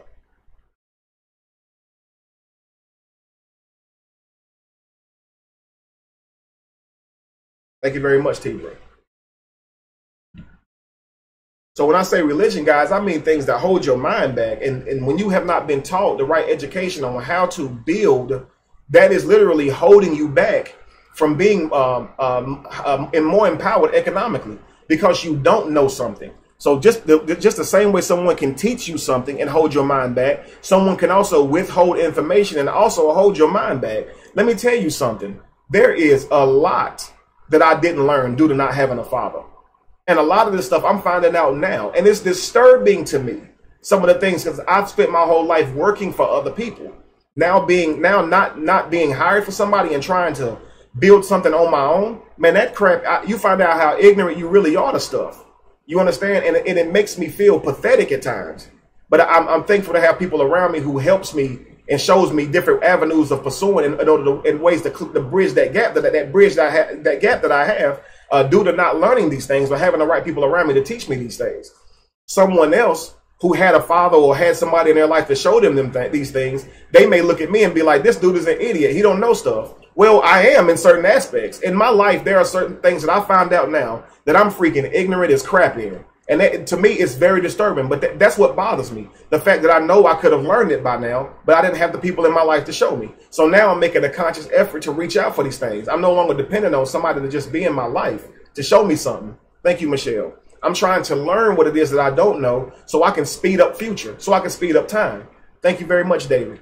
I said over and over, guys, that the only thing that's holding you back from being the person that you're supposed to be is ignorance, the wall of ignorance. So if you get knowledge, you can be who you need to be. You can accomplish what you need to accomplish. But if you just, all you're doing is working and got your hands to the plow and you're not taking the time to think and learn, you're not going to get there. Myself and Josh, we do a lot of things now in terms of editing videos. And Josh could attest to this. One of the things that we have learned is sometimes it's a lot better, well, all the time, it's a lot better to simply look up a YouTube instructional video before you start even trying to do this stuff. Because what you find out is you done spent hours trying to do something that you really could have spent 15 to 20 minutes watching a YouTube video, and it show you, like, you looking at all the stuff you've been struggling with, and you like, man, I saw one video, I'm working on these like cartoons for you guys, and I'm working on learning how to animate, right? And I'm sitting here working with this thing, trying to draw every single character every time. And all of a sudden I go look at this video and it shows you how to freaking copy them and then just make your small changes. And I'm sitting here spending hours with this stuff. All I had to do was go look at a freaking tutorial and I sped up time for myself. What it took me to do 3 or 4 clips in, now I'm doing in way less time. All because I took the time to go learn and realize I don't know it all. Our problem is we take pride in knowledge and we think that if there's something we don't know, we somehow lose value. At some point, you better realize that it's a whole lot you don't know. If you're not willing to accept that, how in the world are you going to move forward? Thank you, Black Thought for Life. How in the world are you going to move forward if you don't swallow your pride and say, okay, I don't freaking know everything and I'm willing to learn? I tell people, ask Jesus for guidance. We got to grow out of that. You see what I'm saying? We got to understand that your knowledge is going to come from your effort. Nobody going to cram this stuff in your brain. This ain't the Matrix. They can't just upload it into your head. You're going to have to take a conscious effort to sit down, stop arguing, and listen. Yeah, you believe in Jesus. We get it, right? We get it. And we understand it. But it's not true. And if you listen, you wouldn't be still arguing with me about that after a freaking year. It's been a year and you still arguing with me that Jesus exists. And we know it, within that year's time, he has not proven himself to you any more than the day you first heard my video. Period. It's simple facts. And it's because we refuse to take the time, man, to learn. Everything has been given to us. That's how they got you. They taught you to sit in church and listen to somebody. Sit in church and be spoken to and listen. Sit in school with a teacher and be spoken to and listen. None of you guys have ever actually been in an environment that was conducive to critical thinking, where somebody said, get the answer. Here's the problem. Find the answer. It was read this stuff, study up, and I'm going to give you a test based on the crap I taught you. That's remembering. That's mechanical. That's not thinking. It's two totally different things. Even in your math, you use a formula. Half of you remembered your daggum times tables. You're not really multiplying. You using memory. It's funny, man. People will be in school and they be trying to ask you your timetables real fast. Like if you can't answer them fast, you dumb or something. You just remember them. What's 9 times 9? If you say 81, you did not in your mind just really multiply that 9 times. You learned that. Because if I say what's 9 times 27, your hand ain't gonna pull out a calculator. You see what I'm saying? If the timetables went up to 27 instead of 12, today you would be able to answer that question at spur of the moment. That don't make you smart. That means that you remembered something. We got to take the time and yeah, you've been programmed. It's a code. Racism is a code. Religion is a code. The love for materialistic things are codes. These are codes you've been given. You were not coming out of the womb saying, I want a diamond ring. Nobody, no baby, obviously babies don't talk, but if they could say that, if they could talk, they wouldn't say that. They wouldn't even know what a diamond is. You have been taught diamonds are rare. Diamonds last forever. Diamond in the rough. You get all these statements that seem to say that a diamond is all this and that. And now you believe they're valuable and you buy one. The same way you buy into religion. Somebody asked me earlier, they said, Kevin, you going to go live tonight? I said, you know I'm going in tonight. King of Swords said, Kevin snapping. This right here is something that we all have to start taking time to think about, man. We've all been given a set of beliefs, whether it be religious beliefs, whether it be racial beliefs, or whether it be sexist beliefs, okay? Some of us are treating people bad because they sleep with the same sex. You know, this type of stuff to me is ridiculous. And I'm talking about we have so many conscious people teaching this that being gay is somehow a problem for progressing as people. When, correct me if I'm wrong, but I don't see it as one. I absolutely do not. I see that your problem with gay people is the problem. Why do you care? You see what I'm saying? I asked someone earlier, if I was outside, you know, kicking people's tires, okay, trying to gauge how much air is in them, telling them they're wrong for how much air they got in their tires, right? How crazy would that be? Because I don't have to drive their cars. But actually, that's not as crazy as judging somebody for who they sleep with. Because a person's air in their tires could change the likelihood of me getting in an accident depending on that weather. But who you sleep with, Josh, literally has no effect on me whatsoever. Why do I care? So you can argue that being gay or being homosexual is counterproductive or hurting our race. The simple fact is, you don't see that you caring about this is what's the problem, because what you're doing is you are using it to separate. I don't, honestly, Queen Missouri, I don't care. My mind does not work like, what if your kids are gay? Are you going to be mad? If my son turns out heterosexual, I ain't going to be in the room when he's sleeping with his wife. Period. I'm not going to be in the room, and I'm not going to make my child feel like they have to, you know, subscribe to a certain sexuality for me to love them or accept them or anything, you know, because I understand that this is not linked to a fact. This is linked to a stigma. You see what I'm saying? This is not linked to a real thing. And I'm not going to tell my child that they have to let something that the world thinks be a burden on them. We have to grow up. Give me the fact that says being gay is wrong, not literature, not somebody saying that it doesn't create life. Okay. Not somebody saying that, because we know that oral sex don't create life and people still do the crap. Okay. So if your wife has to have a hysterectomy and she can no longer have children, or your wife has some medical problem and can't have children, period, is that an abomination? Which you're using these type of ideas to still separate. Who are you to tell somebody who they should sleep with? It's one of those things where it's like, even in your mind, if you say, I don't want my children to be gay, I'm not going to say you're wrong for thinking that, because you're not. You have every right to think that, because we know what this world does and how they're going to treat them. We know how you have been raised to believe about it. And obviously you would have some type of reserve towards your child being gay, if that's the case. So I'm not saying that any of you are wrong if you feel that way. My point is it a fact that it is counterproductive to moving forward? And again, Queen Missouri, you don't have to be with it. What I'm talking about is this something that needs to be used to separate. We have a lot of people who talk about moving forward as people, and they'll say, I don't want homosexuals even working with me. This is crazy. We need all the help we can get. You think I care if you a man that sleep with another man, if you willing to help me get out here and feed people? You think I care about that? You think I care if you a woman who sleep with other women, if it means you getting out here and helping people? I don't care, because they don't care about that. Thank you, Black Thought for Life again. You're making stuff matter that shouldn't matter. If being gay is wrong, we can deal with that after we fix this obvious problem that we have with economics, with us being slaughtered and enslaved out here. Those are things that's hurting us, not somebody sleeping with somebody in the privacy of their own home or wherever. It's not important. This is a good example of religion, the religare, I should say. This Right. is the people like minded to this thought. Like, this is horrible. Well, and it's so crazy. Okay, so watch this right here then, bro. For every person that says being gay is bad because it doesn't produce children, why have you never seen an agenda against people who are celibate? Why don't you have sex? It doesn't breed life. Not having sex doesn't breed life. So a person who does not have sex is not going to bring any life into the world, just as a person who's gay is. But you've never seen an agenda urging people that they should have sex, because you hurting our progression by not having sex. You don't see that. And there are a lot of people who do not have sex. So you're still using something to separate one group of people and say it's because they don't produce life, when, like I said, people who don't have sex don't produce life. People who don't have the ability to have a child, men who are sterile, who can't have a child. What is the gay agenda? I've not heard of this. Thank you, Living in Love.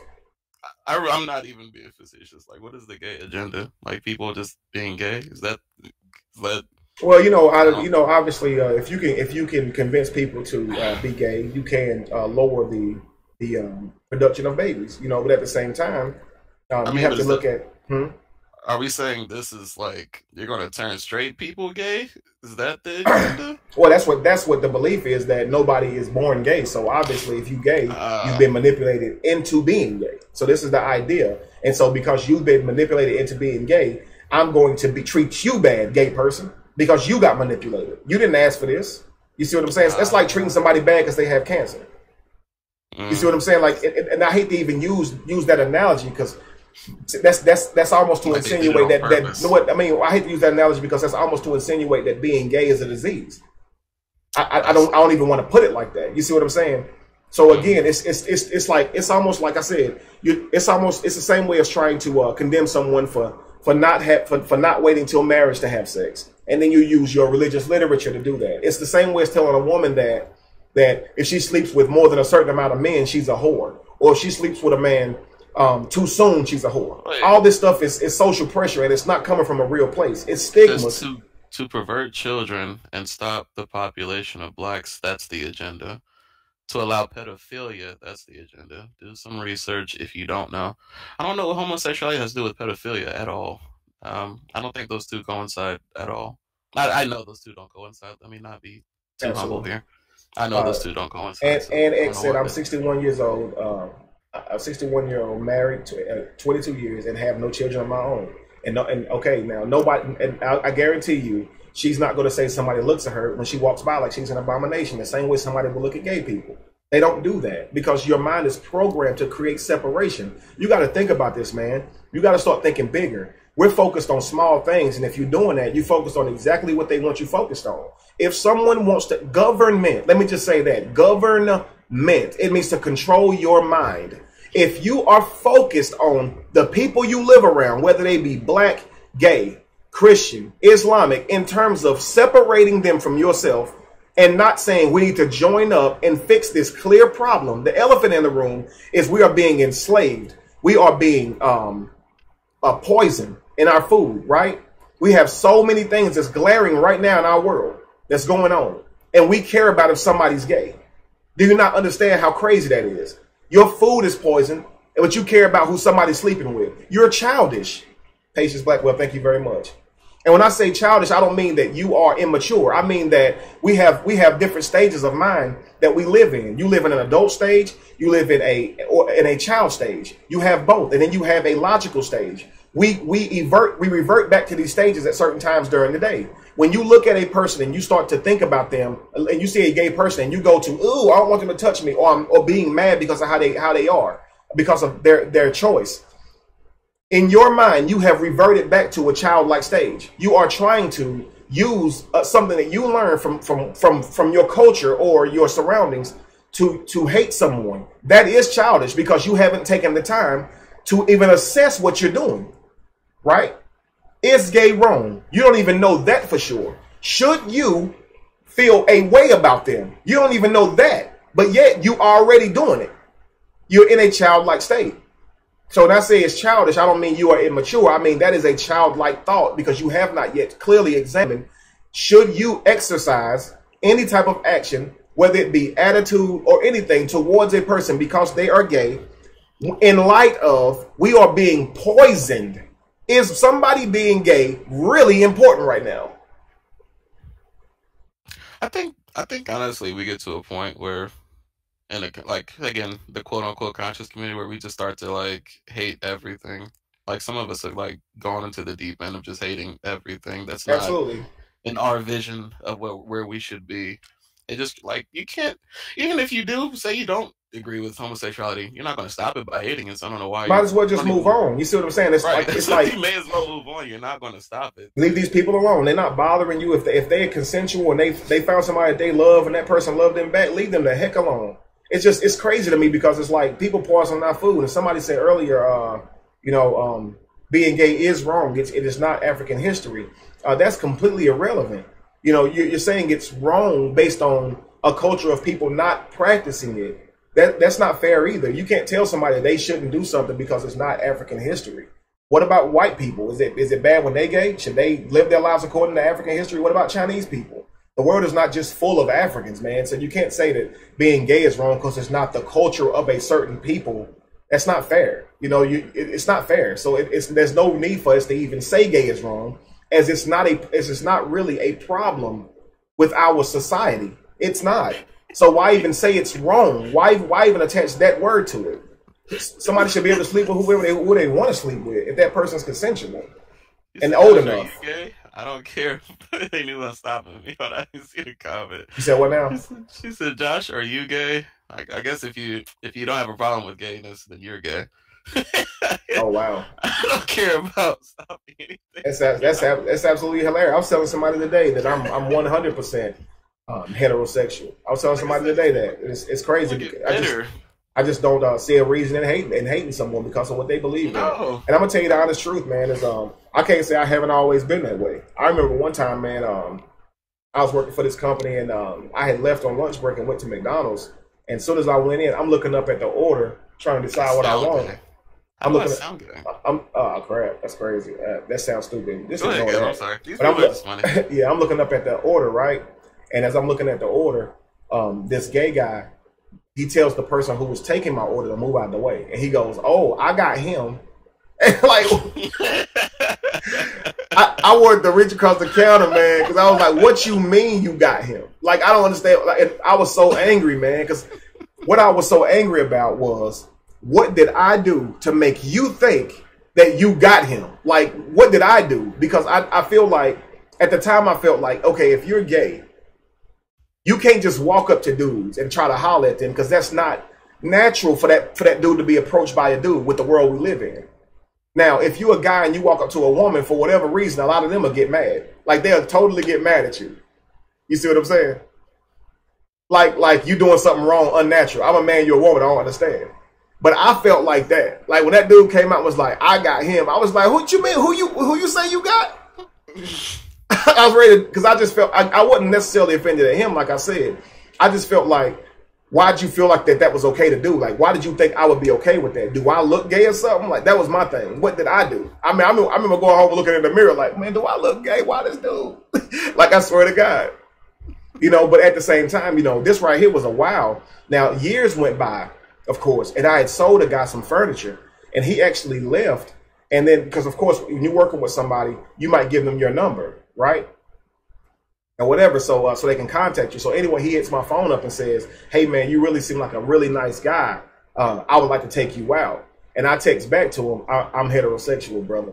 You know, and that was the end of it. I didn't get angry. That was years after in my life, though. I had more understanding. I didn't get offended. I just said, man, nah, I'm straight. No need for that. I wasn't offended. He came making about furniture again. I worked with him again, and he didn't act any kind of way. You see what I'm saying? He didn't act awkward or nothing. He asked. I said no. Simple as that. I looked at it the same way as if it's a female that I wasn't interested in. No need to get my day all tore up because some dude tried to holler at me. I ain't gonna let that tear me up no more. I'm not 22 no more. You see what I'm saying? Mm-hmm. You learned. You matured. Yeah, absolutely. But again, this is obviously a touchy subject for a lot of you guys. Clearly. But I mean, we need to actually do some research to this topic, man. And it obviously, like I said, it is not something that is holding us back towards finding peace. Your problem with it is what's holding us back to finding peace, because they're not bothering you, right? There's a famous saying that I say it's famous, but I say it: "Who you sleep with don't make me come." You know, it doesn't bother. It doesn't do anything to me. So why should I care about who you sleep with? It's silly. So Dion said it shouldn't matter. It shouldn't matter whether or not you think gay is wrong. For you to judge someone for being that way, it is not necessary, and it's counterproductive. I'm talking about if we stop that and we told gay people that come join together with us, with human beings, we all being mistreated. If you told gay people that, and you told everyone who being separated right now, we would be larger immediately, and we could get a whole lot more done. But you don't want gay people's help. You sound crazy. Do you want to change the world or not? Like, how you gonna sit up here and say we trying to do something to help people, but I don't want some people's help? That sounds crazy to me. Who are you attracted to? Like, first, before we right, yeah. Who gets you going? Yes, like, come on, man. Is it Morris Chestnut or Beyonce? Say it quickly. It really is, man. Is that what we doing right now? Well, Mihad, I'm not saying one is mature because they don't disagree. I'm saying you can actually think, just for everybody to understand, when I said it's immature, or I didn't say immature, I said childish like thought to get upset, okay, and act out at someone for being gay. That's what I'm saying.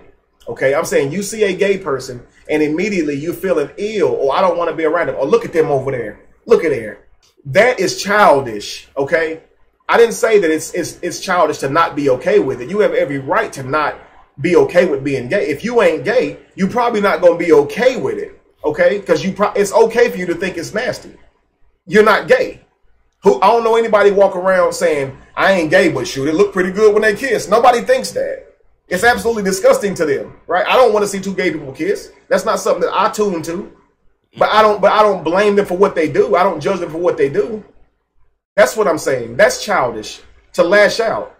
You see, you know, like it's like if I sit beside someone who has a body odor. Okay, I smell that person. I can just get up and move. I don't have to stand up and throw water in their face and tell them they stink.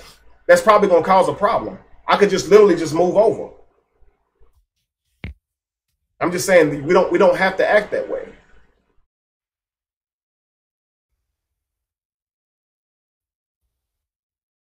And I'm not stereotyping straight people. I'm talking about the mind. I'm talking about anyone who's doing this. If you are doing this to another person, and that stereotyping, again, is to assume that a person is a certain way by how they look or by their gender. I am not doing that at all. I'm simply saying that whoever you are, if you are judging someone outwardly for a lifestyle that they live that is really not important to you at all, it is a childish move, regardless of if you're religious and you do it. So it's not straight people, it's the brain. People don't do this because they're straight. They do this because they've been taught to lash out. Nobody's lashing out because they're straight. They're lashing out because they think that crap is okay to judge somebody for being a certain way. You have been taught this, and you being straight is not why you do it. The simple fact is you do it and the world does it. We need to grow past this and stop using these type of stigmas to associate with each other, to attribute to each other, so we can really have peace. This is what I'm saying. Religion holds us back. The sheer fact that we're discussing who someone sleeps with behind closed doors for so long because you guys seem to not agree with me, and that's okay. I don't say things just so you guys can agree with it. People say, Kevin, you wrong. That's okay. You can say that. You know, you can say that. But at the same time, the point is it counterproductive to moving forward and being peaceful? It absolutely is counterproductive moving forward if you're going to use it and say, you're gay, you can't be around us, there's something wrong with you. I just want people to get the big picture. Nothing Kevin says or you say, or you being people that commenting and disagreeing and thinking homosexuality is wrong, none of your opinions are going to change these people. I just want you to really sit with that fact. As long as you need, you can disagree, doesn't matter. It's just, as far as the subject, they're still going to be with who they're being with. They're going to like who they like. Nobody's conversation is going to change that. So that's just the fact of it. Just to kind of eliminate the, I don't know, back and forth. I don't want to spend too much time on it, but I just want you to know at the end of the day, these people like who they like. Can't help it. Absolutely. Or even if you think they can't help it, they're not going to. But that's not the case. Fun fact: you guys can watch documentaries of basically that's like human nature, like mammals. You know what's crazy? Hmm? I think they turned off Facebook a long time ago. Oh yeah, they did. I didn't want to mess up the flow of it, so I just left it like here. I didn't want to start because we were already like 15, 20 minutes in, and I was like, it's not a big deal. Crazy. It is to me. Dwayne, who's Josh? That nigga gay or something? Who's gay? Is Kevin gay or is somebody in the comments gay? Or haven't seen any penis going in any body this entire time, so I don't know who's gay. I don't know. I don't know how we're reading this. But my voice sounds gay to Queen something. I don't know what a gay voice sounds like. If I had that Shondell voice, I don't know. I think I would still be. Like if you had a Shondell voice, would your sexuality and testosterone be heightened? Would you want more women sexually just because your voice is deeper? Is that how it works? Right. Nick said I need to get my big boy voice. I got a voice changer.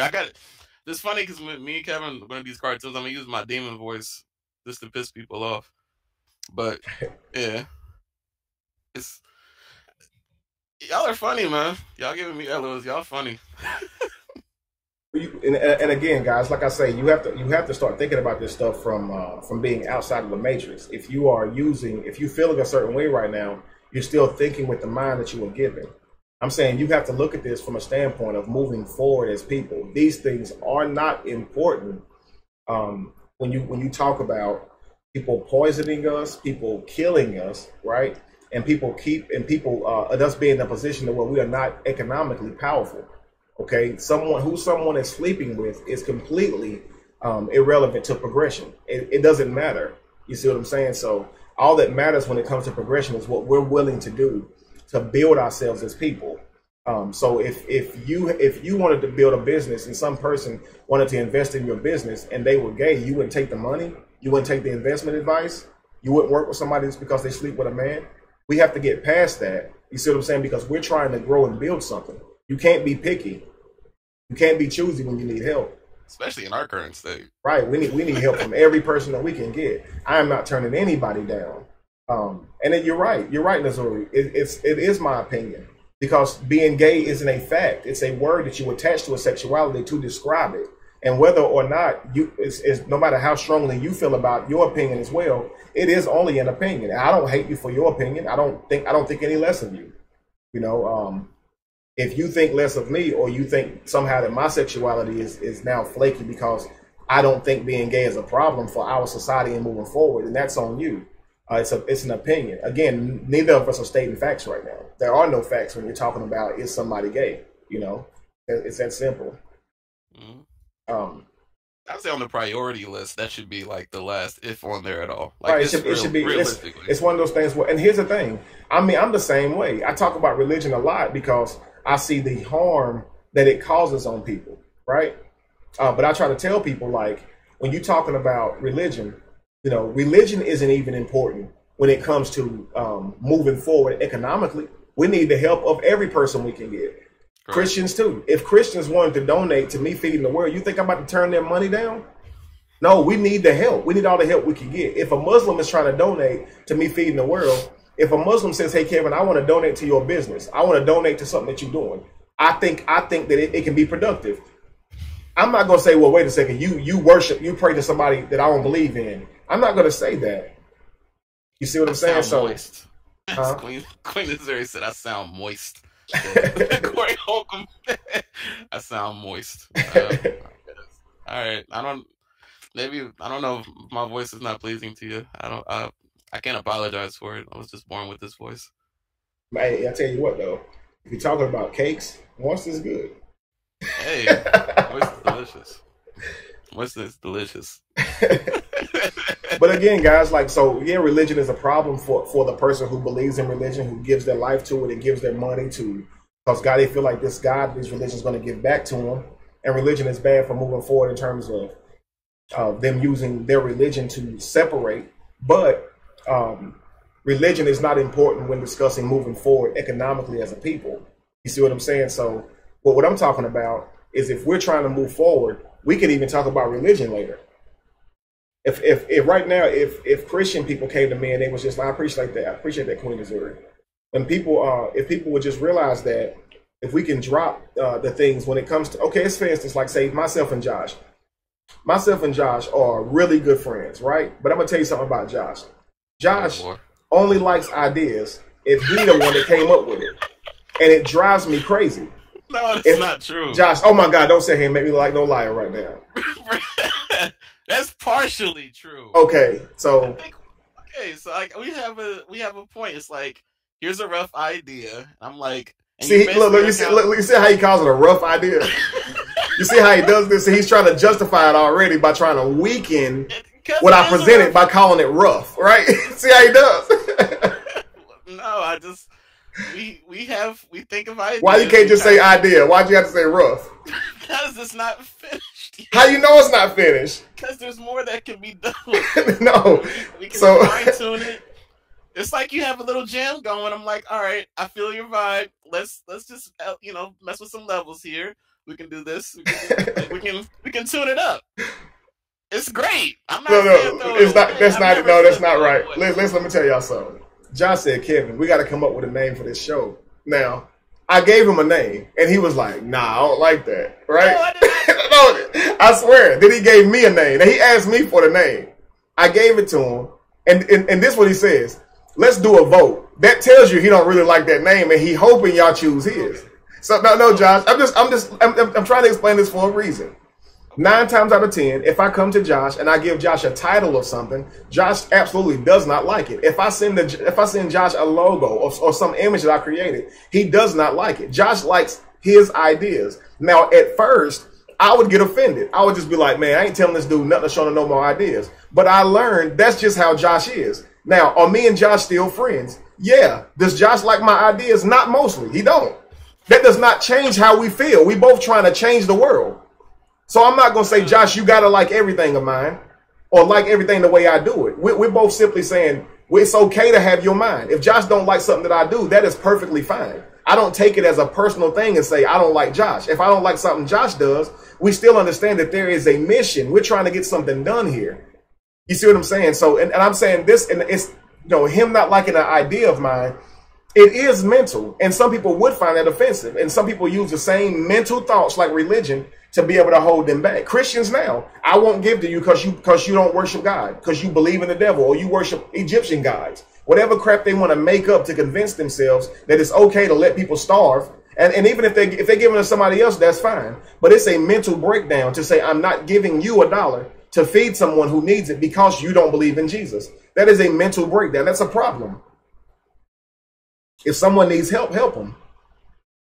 When Christians help people who don't believe in Jesus all the time as a way to show the love of Jesus, don't they do this? They go out and get people who don't identify themselves or subscribe to Christianity all the time and call it ministry. But you tell me that you can't give to what I'm doing because I don't believe in your God.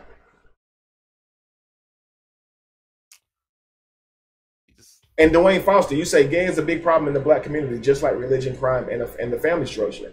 If that is the case, I would have to be shown that. That's why I say strictly, this is my opinion. From where I stand, I do not see a problem with being gay and also moving forward economically for any race of people or human beings totally, period. I don't. If someone could show me that, then okay. If you can look at the abortion rate of the black community and say the same thing, you haven't done your research. Absolutely. I guarantee you there are more abortions than there are gay people in your community right now. And we're not focusing on that, are we? Nope. Absolutely. Why is abortions not being focused on? That should be an abomination. That certainly don't give life in like the most archaic sense of the word. Nope. Number one kill in our community, folks. Mm-hmm. So just want to point that out. Absolutely.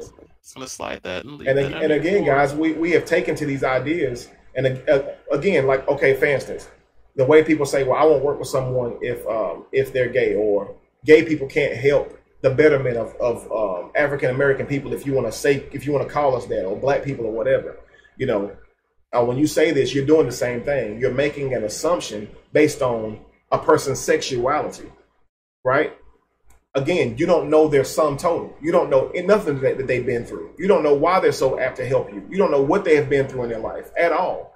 But yet and still, you would say, okay, you can't help me because you like the same sex. That is silly. It really is when it comes to really moving forward. If you want peace, but your peace has stipulations that the people who help you achieve that peace have to be a certain way, or you just rather live in this chaos, then you have to really second guess if you want the world to change, because we need a lot of people to do it. And we can't limit ourselves from gay people, religious people, really. We can't limit ourselves from anyone. People based on their color. We cannot limit ourselves from these people if we're trying to truly bring change. The thing I'm always like, well, not always, like I usually hear from people that are successful when they have goals and things like that. They always focus on like the important thing. Absolutely. Like they don't try to fix 5, 6 different things at once.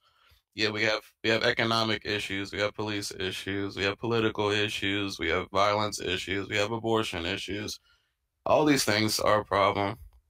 But we have different things where we can all focus on one or 2 points each, and we just kind of just work and tackle those. If everyone had their passion and they can just go in their own route, then they can fight what they want to fight. As far as us, we're not, like, homosexuality is, again, furthest thing from our minds. Like, we can't stress that enough. We priority for Kevin, rebuilding communities, feeding the homeless, maybe, reconstructing some houses, getting some businesses started later down the road. Our priorities would change as time goes on. The more money, the more things we can fix, man. I'm telling you. Right. But up front, homosexuality, we couldn't care less about. That's not, I don't see, again, our abortion rates are out of the world, are skyrocketed. So I don't, if you think black families are being destroyed just because homosexuality, I don't know why you would think that from a mathematical or logical perspective, statistics or anything.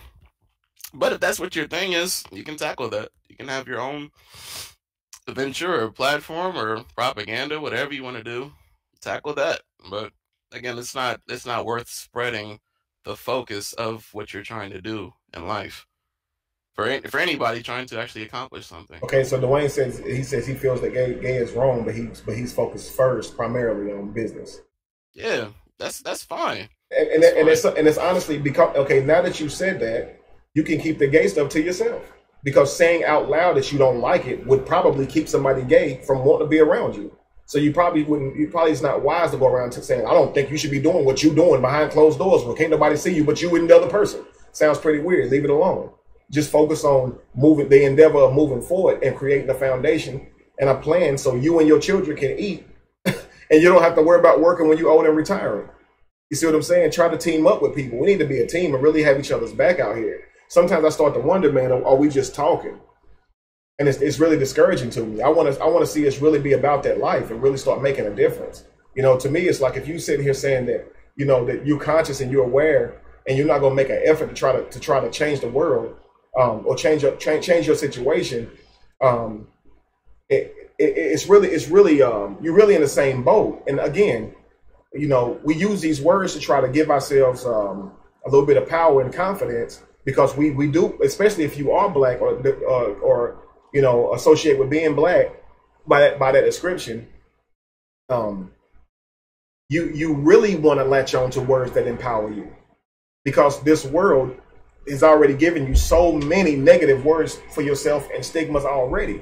So we use words like God and King, Queen, and Goddess to uplift one another. But the problem is, just because somebody calling you a god or a king, it still don't make you that. We're saying these things as a term of encouragement.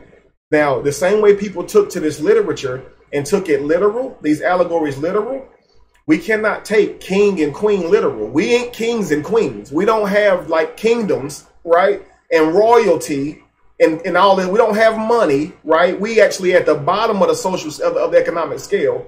We're not literally kings.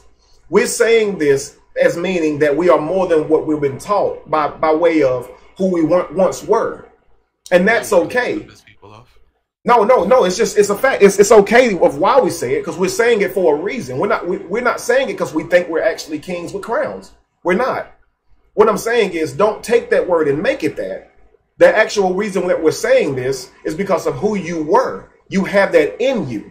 Now, when you actually think about this word and what it's really meant, if someone says you are a king, they're saying you have that in you. You have potential. What you're doing is you're taking being called a king and saying, I've already reached my point. I'm a king now. You still in the same life situation as you was in. You just calling yourself a king, and it makes you feel better about the situation you in. I'm saying when someone say you a king, they're telling you you got potential. Man, change your situation and be that. But stop just saying you that. Stop saying you a god and you ain't doing nothing to change your life. You're not a god. You're a slave. If you're just going with the flow and doing nothing to break your shackles, you are a slave, a mental slave. You have to take the time to learn and be a king and grow so you can really be what you're saying you are. Grow into it. Be a king. Call yourself a king. Call yourself a queen. That's great. But take the time to build yourself so in 2 years people can actually say this person is growing. They are actually maturing or evolving. How the heck you calling yourself a king or a queen and you're the same person this year as you were last year? Financially and everything. We're trying to change our life, not just find other coping mechanisms like that lady held on to hope. So you're going to hold on to king now? You're going to hold on to queen? I don't care if you're offended at that. It's still the truth. If the word king makes you feel better about yourself, that's okay. Because again, we understand what we go through on a daily basis. Sometimes you need to be inspired. Sometimes you need to hear something that maybe you're not already living up to as a means to force you to try to aspire to be that. But when you take a word that you've been classifying yourself with and say, I'm really that, I don't have to work no more in life, that's a freaking problem.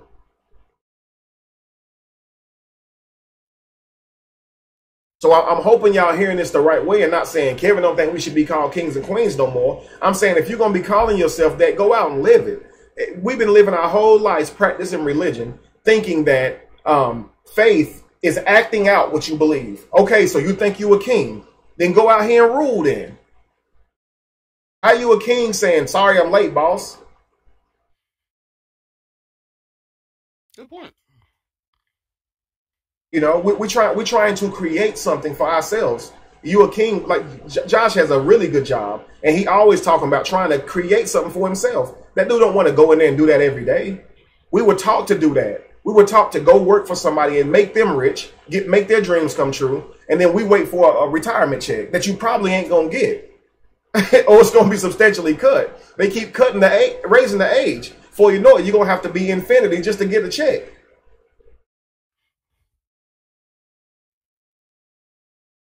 So we need to learn how to create, man. I get we call ourselves these things, and again, it's cool. I would never call you anything less than something to empower you, which a goddess or a queen or whatever. But we cannot take these words and use them as a crutch, as a kickstand. You know, as a means to just make ourselves feel better about the condition. We've been doing that forever. You was given religion to make you feel better about your condition. You see, we're trying to change the condition, not feel better about it. I look at it the same way you look at like being called a god. It's just like the title doesn't fit me. Like the king, like I see like people post memes like I call you like I can tell you're brainwashed because if I call you a god or a king, it's like you don't accept it or something. I'm like it's not.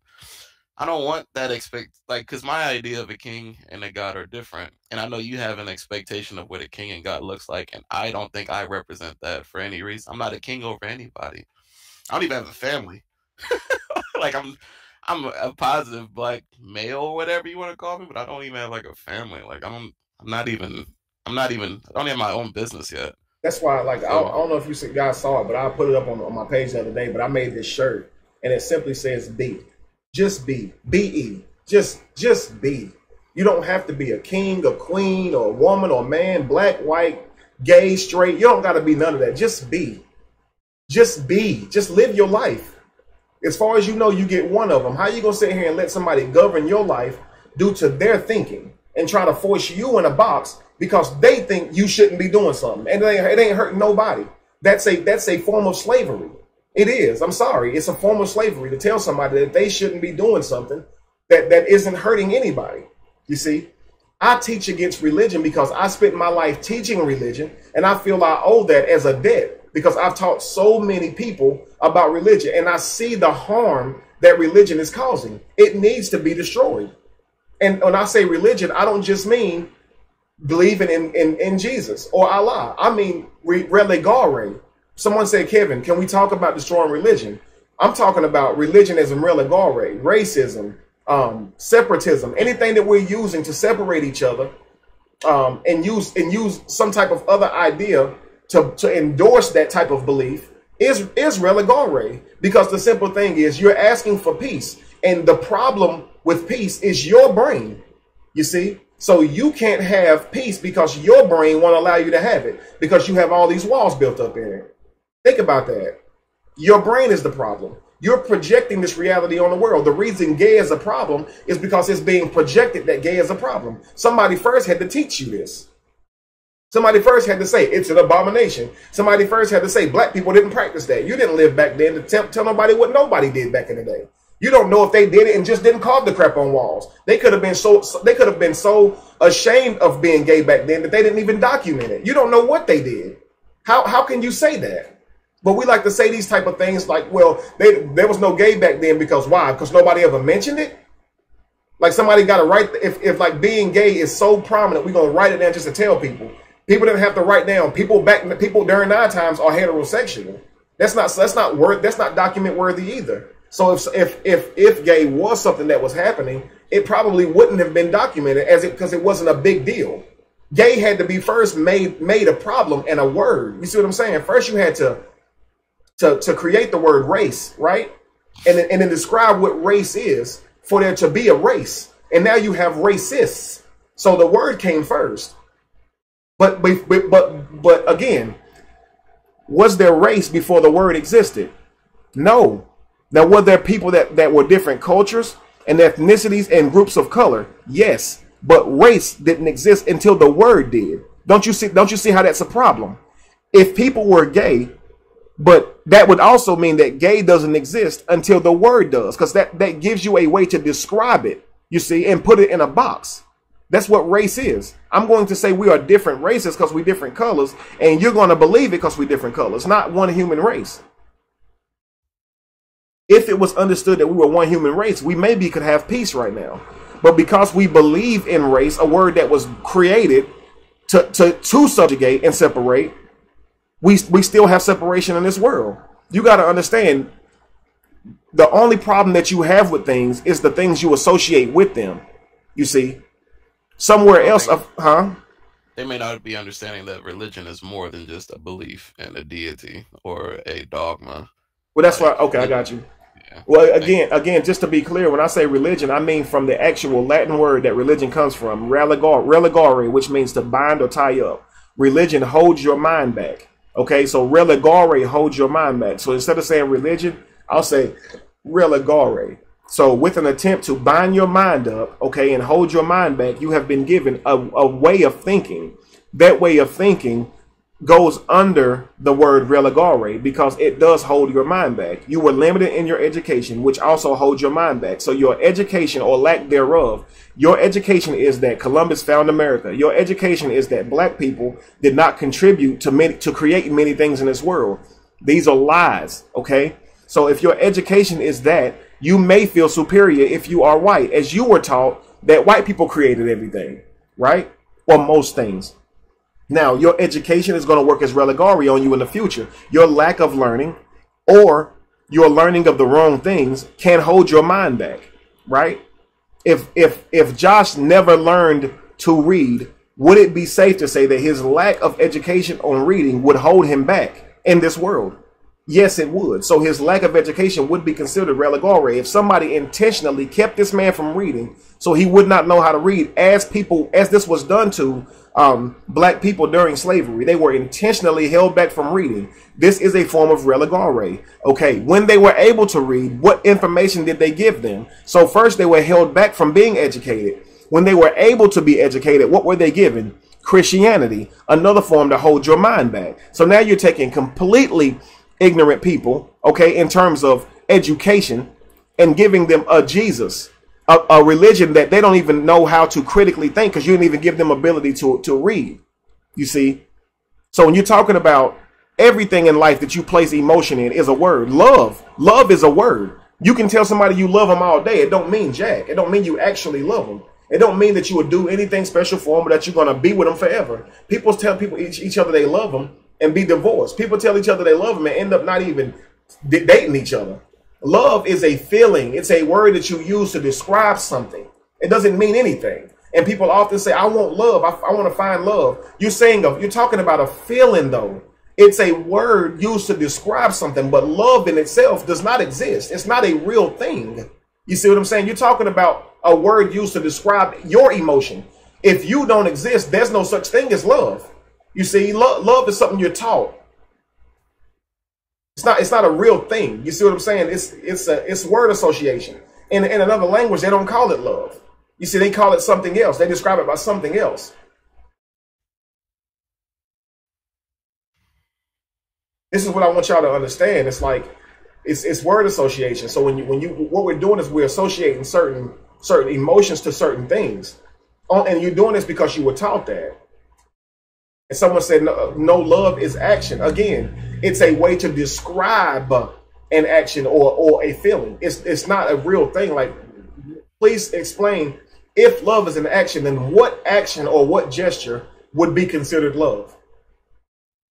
What, by default, if love is action, what gesture of action would be classified as love? You can't say sex because you don't got to love somebody for that. You can't say hug, can't say kiss, none of these things.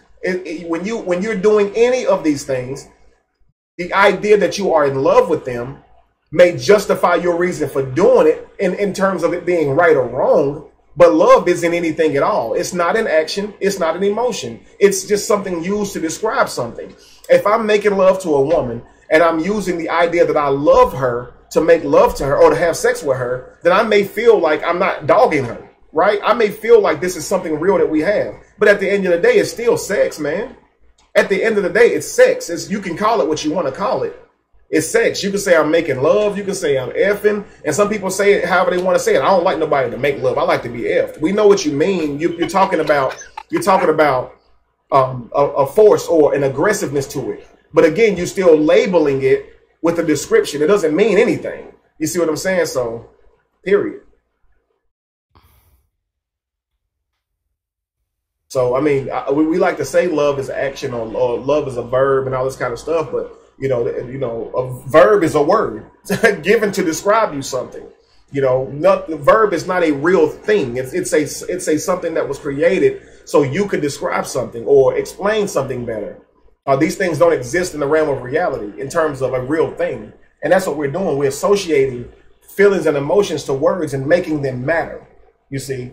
It's so much deeper than what we're really willing to investigate. If we were really willing to think about some of these things, we could probably free ourselves from a lot of the stuff that we believing in that we haven't challenged anyway.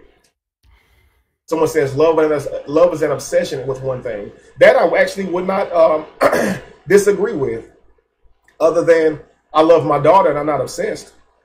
You see what I'm saying? So you have to think about that. So I wouldn't say that someone doesn't love something that they're obsessed with. I would definitely classify that as love. I guess you can love crack, right? If you are obsessed with it, 100%. But I love my children and I'm not obsessed with them. So, but I wouldn't deny what you're saying, the machine, because I would agree. Love is, you can classify it as that. I don't think anybody can tell you that you were wrong. But again, guys, we're still trying to attempt to make love a real thing. If we could just all agree that love is a word. It's a word created by somebody to describe an emotion or an action, right? That's really all it is. A word. Period. Everything we say and do is a word, right? It's something that we attach feelings, emotions to it. So yeah, if I say kill, murder, you may feel like, that's bad. I don't like that word. But murder isn't a real thing. It's what we use to describe something. You see what I'm saying? And that's what I mean. It's the feelings that you associate with it that makes it bad. You about to say something, Josh? No, I'm just reading the comments. Okay.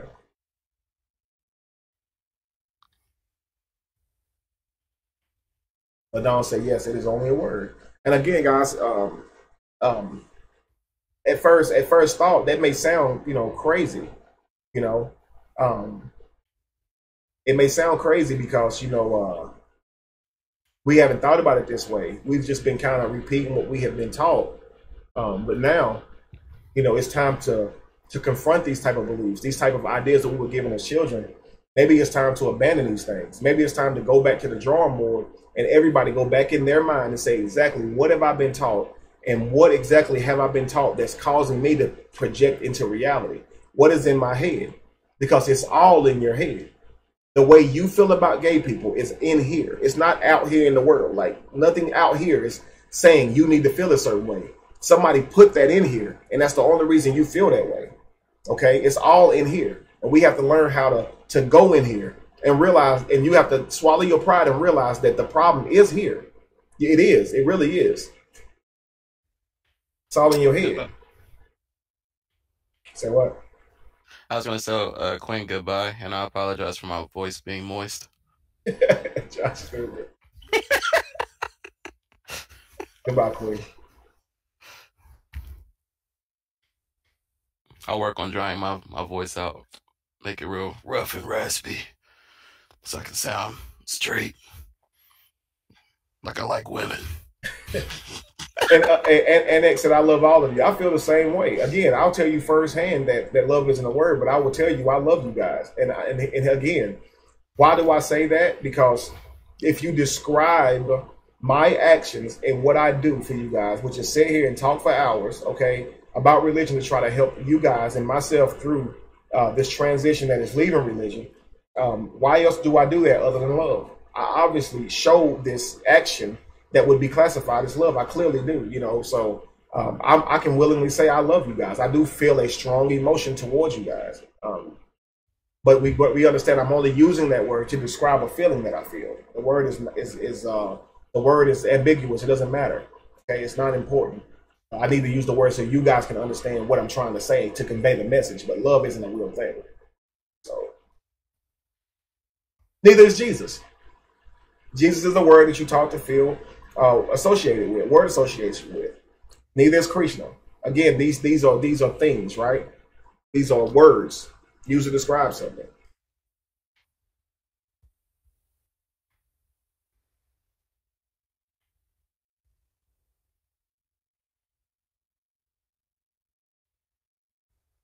Said I think if Kevin had a lot of money, we wouldn't hear from him ever. Dang. Why though? Like, and this is what I mean by that. Like, again, you don't even know my sum total. You don't know what I've been through in my life and why I am the way I am. I'm a philanthropist by nature. I've reached a point in my life now, why I don't have all the money that I need to survive on, but that's recent. I've been in situations where I've had money and I've always been helping people. But again, you have no real reason to say that that you feel that way. So you have to think about you know, your technical, your microaggression that causes you to feel like if I had money, I wouldn't be around. What proof do you have to say that? You know, and I'm okay with you saying it. I'm okay with you thinking it because I know that there's something in your life or whatever that taught you that they triggered you to think that. It's not really your fault. Your brain works the way it works because somebody put those ideas there. But it's not true, huh? He said it's logical though. Why would you need to sit here if you did? I mean, a lot of money. I guess maybe he thinks he'd be at Bill Gates' money. You wouldn't be sitting here every Sunday. Right. Well, even if you say it's logical, then that would assume that I'm only here now because I don't have money. So then, as a result of me having money, then why would I need to be here? Right. That's to assume. Let's say that I've had over 100 videos before I even started this podcast, and none of them were asking for money. They were simply showing people how bad religion was. You know, so no, I could actually be super rich and I would still be doing what I do now. I really would. I probably would be doing more of it because I'd have more time on my hands. Andre, they're going in on me because my voice is moist like cake or vaginal regions. What? Somebody still say something about your voice? My voice is moist. It's actually not. You have a clear voice though, like a radio type voice. Man, it ain't. It's not Shondale's, but nobody got a Shondale. Shondale got that buttery smooth. Buttery smooth. Shondale sound like Life Jennings with voice lessons. Man, I've always had people have a problem with my voice. Like I got told I talked white all my till 18, probably 20. I got told that too, bro. Don't worry about it. Yeah, it's and people now I guess I sound moist. I couldn't care less. Listen, I don't know. My brother, my voice is not here to please anybody. I'm not trying to seduce you with my voice. This is there's nothing behind this voice, just my thoughts and opinions, guys. Mm-hmm. My brother, man, he used to call my job and ask for me so he could hear me say the company slogan when you answer the phone. And he would laugh at how white I sounded. Right, I would call, I would like, welcome to such and such. Like, thank you for calling such and such. This is Kevin speaking. All of a sudden you're him. He freaking sucks, yo. That's how he does. See, MX said you have a radio voice as well. Oh no! Nobody think about your voice until what's her name said it. See, and that's what happened. She created this thing that your voice is moist, and now you're having to deal with it. she done threw it out of reality. It ain't even true. Like, what is moist? Like, how does something sound moist? It ain't even nothing real. Josh, are you gay? You sound gay. How do I? What does gay sound like? I don't understand. Did it sound? I thought gay was a preference or actions. Tim said, "What about gospel music? Mesmerizing black folks. They use this gospel music to mesmerize anybody who's a victim of religion, whether it be Islam, 106.9. I mean, to be honest with you, I mean, I would identify or fall if a cop pulled me over, he gonna say I'm black, right? So I identify as black, but my favorite station as a Christian was 106.9. I love listening to Chuck Swindoll and all those dudes like every dang day. Let's country sound and Christian music, but I don't know why. I enjoy it. I love the preaching every day, everything. I really enjoy it, and I listen to it all the time. Kevin, why don't you ever cuss? That's crazy, huh? I spent my whole life not cussing, and now, believe it or not, my microaggressions don't really allow me to cuss like that. I don't cuss like that when I'm in front of a lot of people, or if I feel like my children will see it. Even though I don't feel like there's a such thing as cuss words, I don't even believe in cuss words. I know they're just words that we was taught not to say, but because of my children, I won't say them, which is probably hypocritical. I don't even think they're cuss words. But again, that's something that I'm working on in my mind. So that's the thing about it. Y'all dealing with somebody who admits that they're not all there. I was again, that's what Aztec said. I was a pastor or preaching for so long, not cussing literally still bothers me. Like when I cuss, it still literally is like my brother. Sometimes I'll cuss around him and he'll be like, "It still don't sound right hearing you cuss." I'm 35 years old. How the heck you gonna tell me it don't sound right to hear me cuss? You see what but to him, that is strange coming from me. You see what I'm saying? But I'm 35 years old. How you gonna tell me that? But No, I don't. I don't really cuss like that. And a lot, I see y'all are trying to encourage me to cuss too. See, y'all the devil. Straight up, trying to get me to go to hell by cussing. I already don't believe in Jesus. That's gonna get me half of the way there. Y'all want me cussing too? Dang. No, I'm just playing. But we all have certain things. Like I said the other day on here, um, that my grandmother, she looked at the word "what" like it was a cuss word. You know what I mean? Like if you say "what" to her, you live to got to get a whooping. And I say live because that's the type of word she used. Yeah, it's highly likely you're gonna get hit in the mouth if you say "what" to her. You know, and I'll say it like this: I was dating this girl, right? And she liked to hear. I mean, she said "what," and one day she said "what." I said, "What you mean what?" She go, "What you mean?" I was like, "What problem do you have with me? I called your name and you're gonna say what?" And she was like, "I don't understand what you're saying." Well, what is like getting an attitude? And when I explained it to her, she was like, "I ain't never heard of no crap like that." So I was using something that my grandma raised me on to take out on her to say that she was being rude or disrespectful to me because I was taught to believe that what is bad. That's what I mean. We do this stuff all the time. My grandmother, I say she was more superstitious than Christian. My grandmother, she would have us walk with her to the store, right, to get cigarettes and stuff. We walked to the store, and I remember there was this big old light post, right? And if you walked on the other side of that light post, she would tell you to go back. She would say you split the pole, and that's bad luck. Now, as a child, but my grandmother didn't mind you asking questions, but when it was dealing with religion or that type of stuff, she actually would have a look on her face that you knew that you can't ask her about it. You could see it on her face, you know. Her eyes would stretch and she look at you like she already about to hit you. So you already ain't gonna say nothing. So anyway, she looked back and she noticed that you split the pole. You walked on a different side of the pole than her. And that joker looked back at you and be like, "Get round that pole." Like I'm talking about like eyes stretched, like she about to come at you. You went around the pole and you didn't ask her why. You didn't say, "What are you basing this off of? Please tell me why, if I don't walk on the same side of this pole as you, something's going to happen to me. Like, please explain to me why you're saying that, grandma. You're old, right? You've been an adult for how long and you've never questioned this?" As a child, I'm not about to say that to her. And guess what I learned to do? Not split that daggum pole. Way before I ever had proof of it. There was an oral law, don't split the pole. Now tell me where that came from. I didn't learn that on my own. My grandmother taught me that. Now, if there was a scripture that said that, I probably would have been still believing that till I was old enough to wake up from religion, or smart enough, I should say, or cared enough about religion to prove it. But this right here is like just superstitious type stuff. If I was to tell y'all some of the stuff, I don't want to even give away, you know, all of what's in my book, because I talk about a lot of my life in my book. But if I were to tell you guys some of the stuff that my grandmother used to believe in and stuff, and I didn't challenge it as a child, you could probably see how I was able to be pushed into religion, because I was already having to adjust my lifestyle to my grandmother's paradigm, a paradigm that had no factual backing at all. I told you guys one time I had to sit outside with my grandmother on the steps for like 3 or 4 hours just till somebody else got to her house and unlocked the door, because she believed that if somebody, if she opened her door the day after this certain holiday, then it would be bad luck. You see? I did not. Was this on a post? Huh?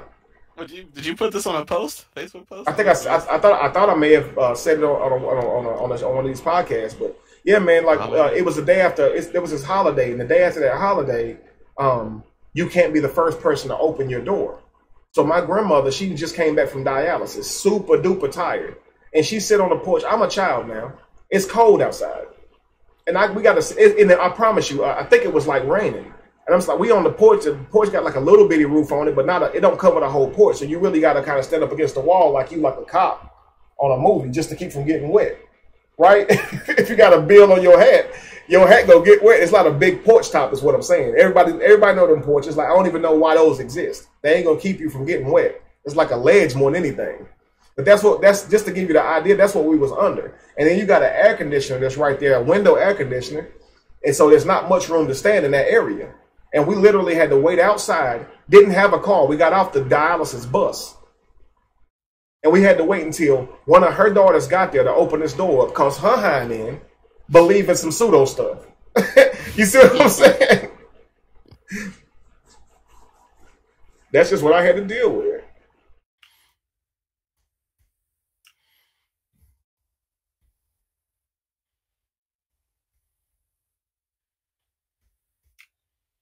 And again, I adopted this type of stuff, these type of ideas, without any type of research. I mean, I remember like, man, I didn't have my daddy around, my father around often at all. But I can remember one time he was there because of what happened, or whatever. But I was, he had walked by our room. He was coming to see his mother, and I had taken my hat off and tossed it on the bed, right? When I tossed this hat on the bed, this joker dove out, left the ground, flying through the air to knock the hat off the bed. And I promise you, man, like, it's so funny, but like, I'm gonna see something.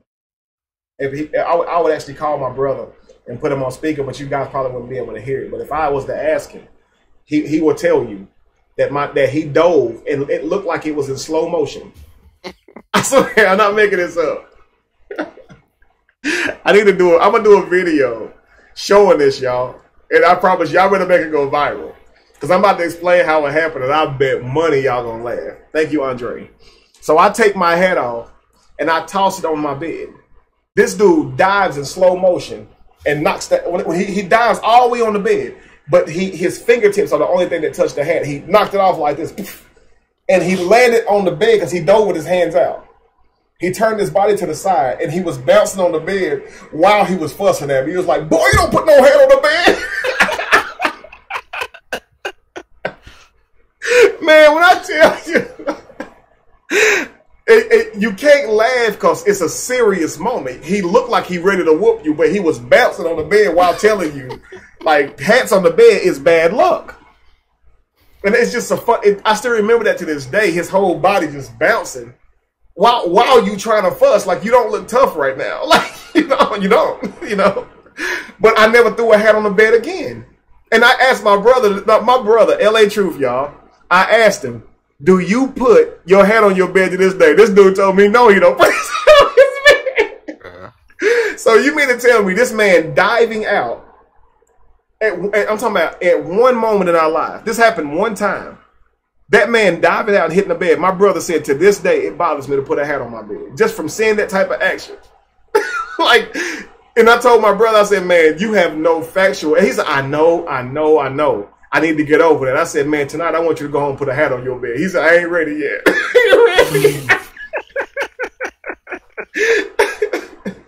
That is hilarious. I'm serious, man. And I'm talking about my father. He didn't come up with that stuff on his own. I know where he got it from because the same joker was raising me. You see what I'm saying? So the same joker that raised him was raising me. And she was giving me that crap. The same stupid beliefs. See what I'm saying? Thank you, Tim. So y'all see y'all laughing faces. I know that's hilarious, but we're talking about people who, we're laughing at the fact that this man dove out like that. But let's talk about what was going on in his mind. There was a real fear that caused this grown man to dive out and leave the ground. I'm talking about he dove like it was a Super Bowl catch, okay? And it was like 3 seconds on the clock, and they needed 7 points to win the game. So you had to score a touchdown. I swear, he left the ground, y'all. A grown man. Now, I don't know how you think that diving on a bed and knocking a hat off is somehow worse than not taking care of your kids. But he should have dove and take care of us to knock a hat off that bed. Now, listen, I don't bash it, huh? Was it supposed to be bad luck? Like that? Yeah, he thought it was bad luck. And I don't say this to bash him, guys, because I don't have any ought towards this man anymore. I realized that when I enlightened or when I became aware, I realized that my hate or my pain associated with him was directly from how I associated with him. No, he wasn't there for me, but he wasn't there for me as a result of him being broken and what he saw in life. So I'm not going to walk through my life still mad at this dude for something he didn't do when I was a child. That's still religare. I need to move forward, and me being angry at him is counterproductive. So I can laugh about it now, you know. But the sheer fact is, this dude diving like that as a grown adult male, you know, a grown man, and just the fear that made him launch out and do this. It should tell you something. He's this old and he's never thought about how much sense that makes, or how much sense that doesn't make. That putting a hat on the bed would be bad luck. Who's the person that gives you the bad luck? Who's watching? Who's paying attention? If I split the pole and walk on the opposite pole, who's the person that's going to punish me because I split a pole? Why would they care? And why is that a problem? You see? But I didn't think like that. I just went along with the crap. Before you know it, I had scripture to back up my beliefs. You know, and like Stevie Wonder says, superstition ain't the way. So I grew up around an old lady who thought like that, y'all. So I know firsthand what people act and respond like. And I'm talking about people who seem like competent human beings at the grocery store. I mean, can say hey to you, you know, how you doing, drive their car like nothing even wrong, you know, but still believe that if you put a hat on the bed, somehow you're going to be cursed. But by who? Who will still whip their child for walking on the opposite side of a pole. But you seem competent and healthy enough mentally to be out in public shopping, getting groceries, weighing eggs, weighing cantaloupe. No, seriously, my grandma over here weighing cantaloupe, but will whoop you if you cross a pole. Like, how you know how to weigh a cantaloupe, and know which one is right, but you still believe I would be cursed if I walk on this side of this pole? Again, you can be consumed by religare and be mentally ill and still seem like a competent person in real life. This is how you deal with religious people on a daily basis, and they seem like normal people, but they're not. They're not. They really do have a problem. Their brain is really ill. It's sick. It's a mental illness, meaning that the brain is not functioning correctly. Not as in mental illness as we take offense to it, but your brain can be sick, just like your body can be sick, right? Your brain can be sick.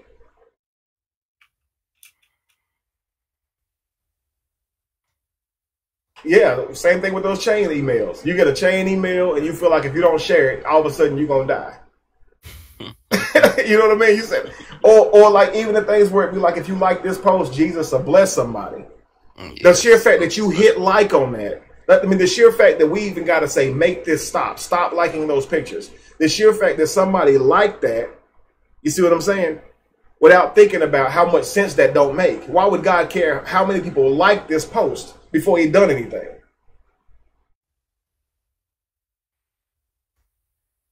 Wow, Shondell. Thank you very much for the donation.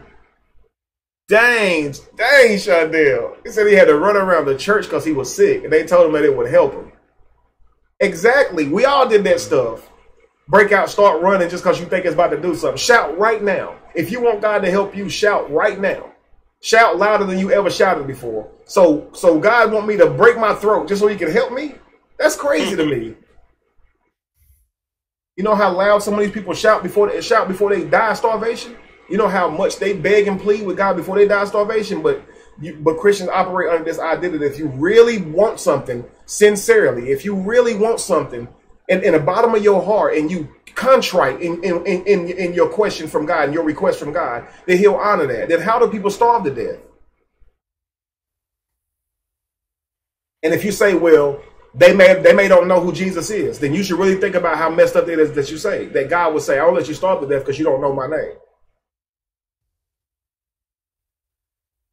Because people actually say that, Josh. You would tell them that, you know, people die of starvation. Well, how do you know they prayed to Jesus?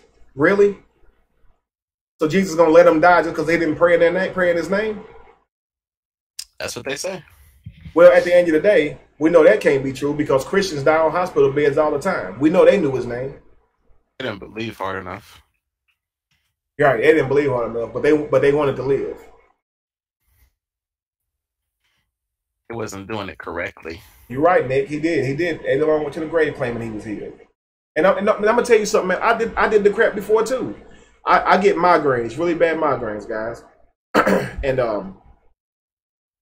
I once had a migraine, man, and I went up to the church for prayer, and all these people came around and was praying for my head that it would stop hurting. And eventually it felt like it did. I thought my head had stopped hurting for real, for real. I told people that my headache was completely gone. People were shouting and running around the church. I went back home, y'all. A couple hours later, that headache came back full force. And guess what?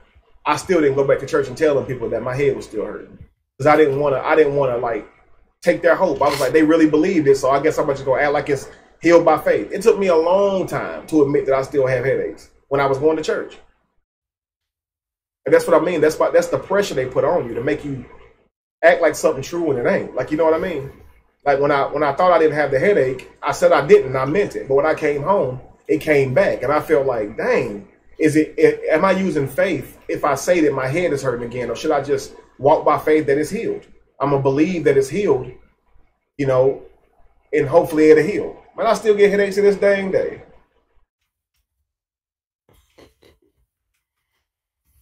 Yeah, you are enabling them. When you allow people to bounce around testimonies off each other, and I know patience.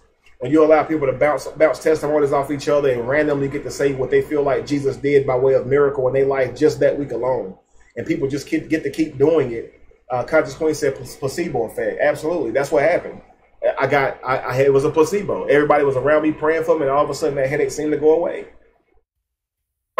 Like I said, when I got home, it came back like somebody hit me in the back of the head with a dang shotgun. Wow. I was like, dang, Jesus, you got jokes. For real, for real. And that's what's crazy. Like I said, man, like, people sit up in church all day and they bounce testimonies off each other. God did this for me. God did that for me. And it be it normally is I won't say normally, it's always something that's practical, that is not miracle like at all. And it's probably something that you're making and turning into a miracle just so it can suit you standing up and saying something. Like I hear people standing up saying that there was a car accident 3 cars up ahead of me, and that could have been me. I just want to let y'all know that God blessed me. Really, Joker? Right? Like, what?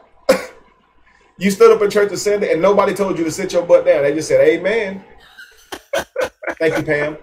And y'all pray for me, and I pray for y'all. Lord willing, we'll be, all this stuff. Then you move on to the next person, and they stand up and give their outrageous testimony, and you enable them. You don't tell them it's wrong, right? You continue to support it and make them feel like that it is a miracle. You don't challenge it. If you were to start challenging just your Christians, they go to church, their simple testimonies, they stand up and say, you can put an end to it. Let the first person stand up and be like, I just want to testify about God. Okay, great, fantastic. Tell us all about it. Well, this week started out real rough, started off real sick. And I remember telling the Lord, God, I really need to get better. It's about midweek now. And when I tell you Thursday morning, I woke up, man, I felt like I had never been sick. And I just wanted to tell y'all right now, God do hear prayers. I prayed that God healed me. Okay, so you mean to tell me that God healed you by Wednesday because you asked him to? But did you ask God to be healed on Monday? Well, yeah. Okay, so why do you think he did it on Wednesday and didn't answer on Monday when you asked on Monday? Well, were you taking medicine? Yeah. What were you taking? Prednisone. Oh, you took a prescription medicine to get rid of your cold? Please sit down, ma'am. Kevin, the Lord works in mysterious ways. Yeah, by telling your doctor to give you some medicine. Okay, right. You need discernment, and you need to read your Bible. But if you tell her to sit down, look, if you tell her to sit down, because we've now classified that your healing is likely due to you taking this medicine, right? The next person probably won't stand up and start saying no crazy stuff. They're going to start thinking in their mind, wait a second, I don't want to stand up and be still trying to say, because everything can't be a miracle, right? At some point, you might kill that bug that everybody stand up and just start bouncing off religious ideas and saying that stuff happened, and everybody just acting like it really happened because nobody want to tell each other they wrong. And you don't realize the problem that that's causing for your children in church, that they watching y'all stand up every week, solidifying y'all beliefs with false substantiations about crap that happened in your personal life, and you trying to make a man actually literally be born of a virgin, walk on water, raise a man like Lazarus from the dead, die and rise again, and supposed to be coming back because you didn't get hit by that car that was 3 cars in front of you, or you got a raise. Please stop. Please sit down. Our God is an awesome. You can't tell me God won't come when you need him. Huh. I got that raise. Like, come on, man, stop. People dying of hunger. Like, stop saying that he'll be there on time. He won't. It's clear. 50 cents more an hour. Can't tell God, dog, he'll be there on time, and people dead right now. What you mean he'll be there on time? And people, and here's another thing people do, and I'm gonna let y'all go after this. But another thing people do is we use these type of things that, you know, something happening to you was meant to make you a better person, and we use this stuff by way of giving this credibility to God. You know, if God allows something to happen to somebody, it's so his will can be fulfilled through them. Please tell me what God's will is for a man to rape a child. You're not going to tell me that a child is better off having been raped, that God is going to use that rape to make them a better person. That's stupid. Right? Now, Kevin, does the clay question the potter? Assuming there's a potter and assuming there's clay. That kind of, again, that question is a paradox. And people like to ask those questions like you're really supposed to have an answer to it. Does the clay? No, clay don't question a potter. Clay is an inanimate object, but they're using that to try to say that you were created by God, so you don't have a right to create him. Prove to me this person exists first, bruh, before you start telling me I gotta respect him. You're disrespecting God. Shut up. We ain't even decided if not the person exists. I did when I accepted him into my life. Somebody sent me a message saying you disrespecting the Holy Spirit. I said, you even know how crazy that sounds?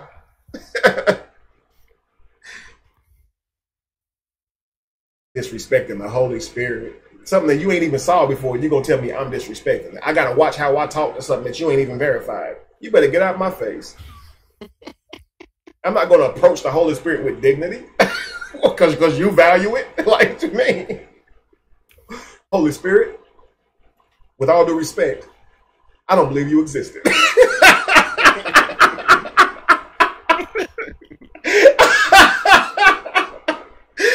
what y'all say? That was funny, man. That was funny. That man said I'm disrespecting the Holy Spirit. What? Please get out of here. Like somebody said, yeah, please sit down.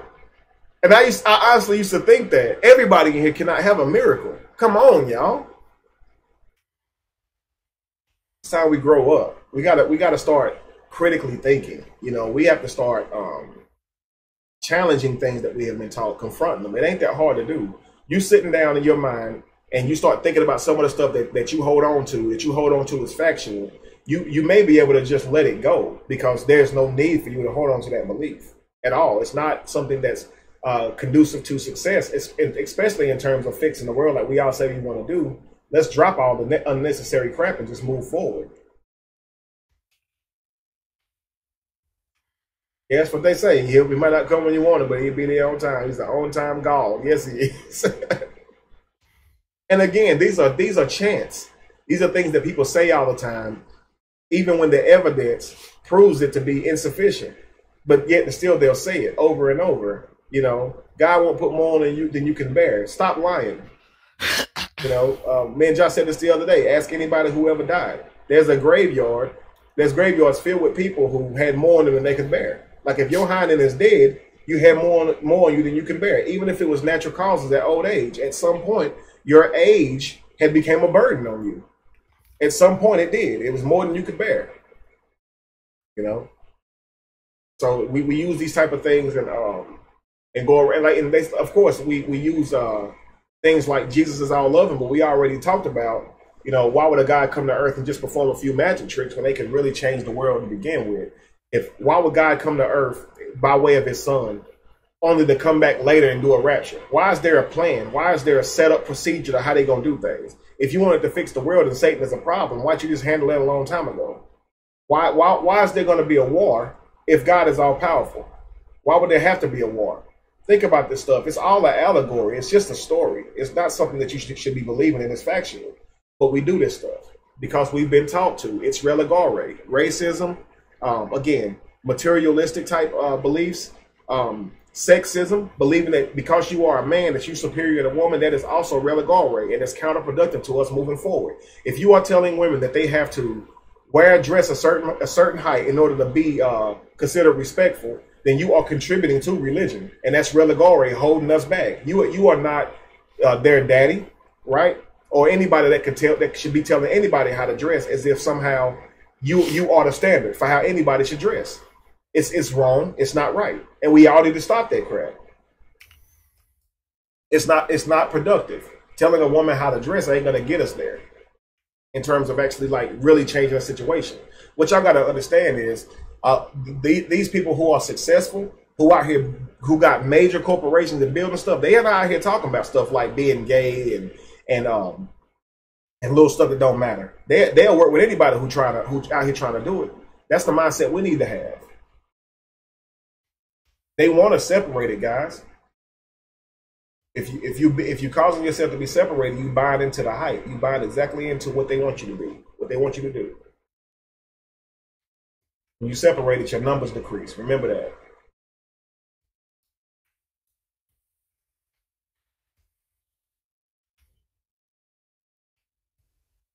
Guys, I'm not gonna keep you guys any longer. That's about it. But I encourage you guys to go inside of your mind. I promise you, the moment we stop pointing fingers and telling everybody else that they're the problem, and realize that the problem is your mind. Our reality is what we project. We can talk about all these governments who are out here doing things to harm us, but who's sitting by allowing them to? As a group, we all are. And we need to stand up about it and be prepared to do something about it. That's all I say. You know, like the patient said, definitely strengthen numbers. We don't need something silly like being gay or your skin color or somebody's even religion if they're willing to help to cause division and break us down. We already weak, right? We already poor when it comes to a group in terms of economically. We need to change that. And what better way to do it than sticking together and recognizing that we all have one thing in common. We're all being poisoned. We're all in a situation financially that we want to change. If we're willing to work together and fix that, we can create businesses and all that stuff with no problem. But we have to be willing to work together so we can really change it. I mean, I know y'all tired of talking about what can we do to change our situation. All these powerful speakers out here are supposed to be speaking for the betterment of black people and people together, and we still not really doing anything. At some point, we're going to have to do this. That's all I say. Thank you very much, Riri. I hope I already thanked you for that. Josh, anything you want to say before we go? I don't think so. I'm trying to think. Is there anything coming up? Oh, I've been behind on getting the actual podcast going for iTunes and stuff. So I apologize for that. I'm going to be working on that this week. So all the people on the go, the truck drivers and all that stuff, um, we can give you guys the show on the go. You don't have to be on YouTube or Facebook to watch it and stuff. So, Awesome. Let me say this right here too. Oh, I'm sorry. Go ahead, Josh. we need a logo made, so I have to do the logo too for like the show, the cover. Um, yeah, and that's all for right now. That's all I can think of right now. Okay. And my voice is not going to change, guys. I'm sorry. I can't do anything about it. It's going to stay moist. It's going to stay moisty. So that's just the way it is. Go ahead, Kevin. Okay, well, I was going to say, guys, about the raffle. Of course, last week I announced to you guys that I had a nonprofit that was up and running now. I announced to you guys that if you were reluctant to give, there are things that are in place to protect you guys if I wasn't using the money inappropriately. And I did let you guys know we were doing a raffle to try to feed tent cities and things like that and the homeless. The goal was to reach $10,000. I want to let y'all know that so far we have raised $470.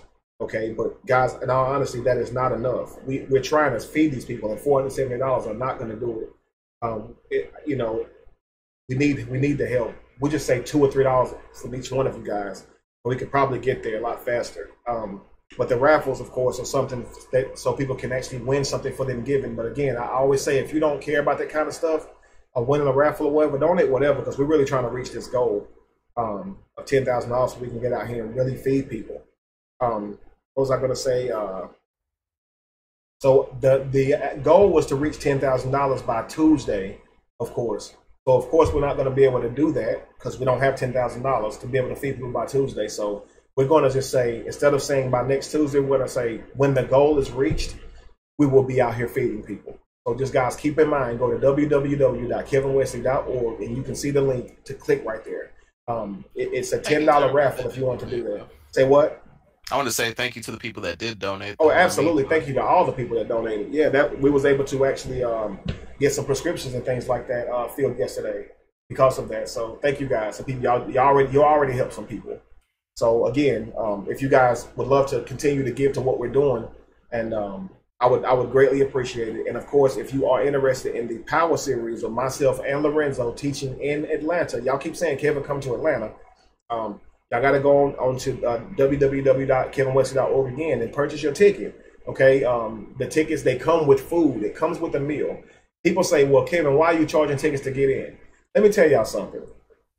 When I do this, I have to book a room. Like, people not letting me come and just go in there and sit down and have y'all come and listen. I have to book a room. It's in Atlanta. I live 5 hours from Atlanta. That means I have to drive to Atlanta just to teach. So when you ask about money, you have to understand that money is needed. I have to, it's both, True Serum. So a lot of people, it's a restaurant, and I know everybody's not vegan. The actual meals is like a steak meal. It's their prestigious meal. Of course, if you don't want that, you can actually eat vegan. Of course, I'll be eating vegan. Thank you very much, Kevin. I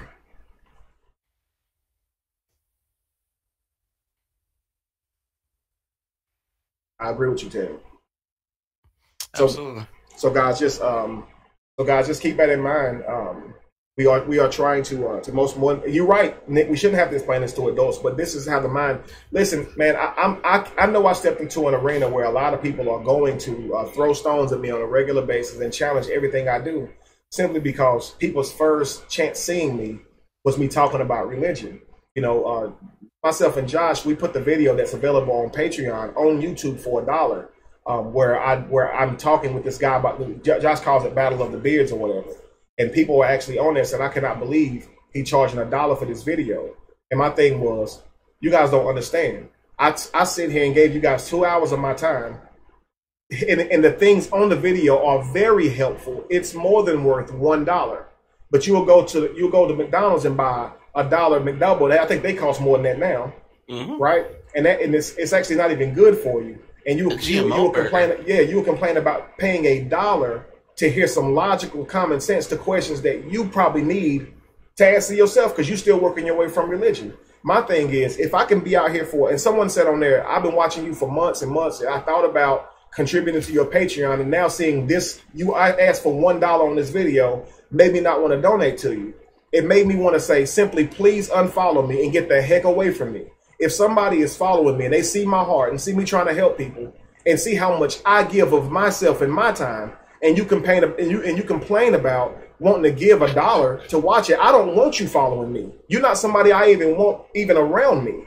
You see what I'm saying? Like, period. Because you're clearly selfish and you are counterproductive to the progression of our people. Like, I'm clearly doing something that's worthy of $1 and you complaining. Please get away from me and never speak to me again. Don't follow me. Don't watch another one of my videos. Go learn from Pharaoh. Go learn from Merkaba. Go learn from all those people, because I don't even want you around me. If you're gonna well, no, okay, again. So go learn from somebody else who don't ask for $1 then. But I'm not about to sit here and say what. And Young Pharaoh, they charge too. Well, of course they do, but again, it's one of those things. If you're going to say that me asking for $1 is a problem, then I don't even want you listening to me. And go listen to Pharaoh's for you. I don't want you getting nothing for me to help yourself if you can't help me with $1. Stay away from me. You selfish. And I don't want none of them people around me. That's just me. I'm sorry. I don't care about you if you don't care about me. Period. Why should I? I'm sitting here trying to help people. You see that. I'm obviously not asking for $1 so I can put it in my pocket. But even if I was, I took 2 hours and gave you information that you know you probably need. And the people who watch it, their testimonials are saying, it is great. I learned so much. It's only $1. You see, so even if I was doing it for a sheer profit, that shouldn't even matter. Again, though, we have what we call microaggressions. The same way we use microaggression. Thank you, Claudia. The same way we use microaggressions to judge a person for being gay, we're going to do the same thing on somebody who's trying to make a living. This man has been fired from his job. Won't nobody hire him? So now you tell me I can't make music. People say now you're trying to be famous and rich because you make music. I'm trying to make music because y'all don't donate. You see what I'm saying? On a large level to what I'm trying to do. I'm trying to feed the world. And we all know, even for those of you who have given hundreds of dollars, we all know that that's not enough to feed the world. We all know that. So when I say we need more people to give, we really do. Thank you very much, Demetria. Again, Josh said it himself, Kevin, if you create your Facebook page with all the people that follow you, man, you know how many people would be willing to pay $2 to join your Patreon so you can feed the world and also being your friends. Me and Josh did this, and to both of us, it's been kind of a slap in our face because we're finding out that people don't really care to give. They would love to support and say they like what you're doing, share what you're doing, and comment and say you help on their life, but giving $2 seems to be out of the question. We both are shocked that people were not more apt to jumping in on that. It's not to be my friend, but $2 per month would equal $10,000 at a minimum. Imagine how many people we could help with 10 grand a month, and you could be a part of that. But people's mind, again, microaggressions. They're more concerned with what I'm going to do with the money. That's a microaggression. It's coming from a place, not me. I didn't do anything to you for you to think that. That's coming from your own personal experience. You see what I'm saying? So you have to deal with that. I shouldn't have to explain myself and justify my reasons for making a dollar video or asking for money for anything that I do because you have been misled or lied to and used for your money. I'm not going to do that. You have to give me a chance before you say I'm going to do that. So when you do donate and see me squander the money, then you can say that. Right? Take your Patreon out. Like, I'm not doing it no more. I learned my lesson. Kevin West is not to be trusted. But again, nobody can say that though. We've misappropriated anything thus far. Just like when we had our GoFundMe for the show. We had the show for what, a year? Mm-hmm. Just because we had like $1,000 that people donated, and we made it happen. You know, obviously we don't have the best of the best, but we obviously do what we Thank can. you, Miss Riley. Miss Riley Real, and thank you, Josh. Thank you, guys. This is exactly what I'm saying. Teaming up for a vision. I went to Josh. Now listen, Josh can tell you. Josh said, Kevin, why don't you put up a GoFundMe to achieve the products you need so you can do the podcast? I said, man, I'm not asking these people for nothing because every time I do, they try to make me feel bad for doing it. They say, you was a pastor that took money. I never took tithes as a pastor. They're using microaggressions to judge me. Ask me if I took tithes as a pastor first before you just say, you just mad because you done took all the tithes. Where's the people's refunds? All that you just said was ridiculous because I didn't do any of those things. You see? And so like me and Josh deal with this stuff all the time, like I said. And so and one of those things where when he asked me to do it, I said, no, I didn't want to. And finally, I said, you know what? Go ahead. I know, but watch what happened. And he was right that time. He put the GoFundMe up and people actually donated to achieve that goal. And we're having this podcast now because people like yourself said, I believe in that. I'm going to give to it. And look at how many people I have helped with this podcast. And that was a fundraiser of $1,200. And look at how many people I've helped with that. Mm-hmm. Yeah, because they take GoFundMe takes like 20. Yeah, kind of 10% or 20% fee. So it was $1,200. Yeah. So we really we asked for like the bare minimum, like the laptop, the microphone. Everything is the least minimum stuff that Josh could find. Like we don't have nothing extravagant at all. And here we are doing our thing. And look at how many people that we help.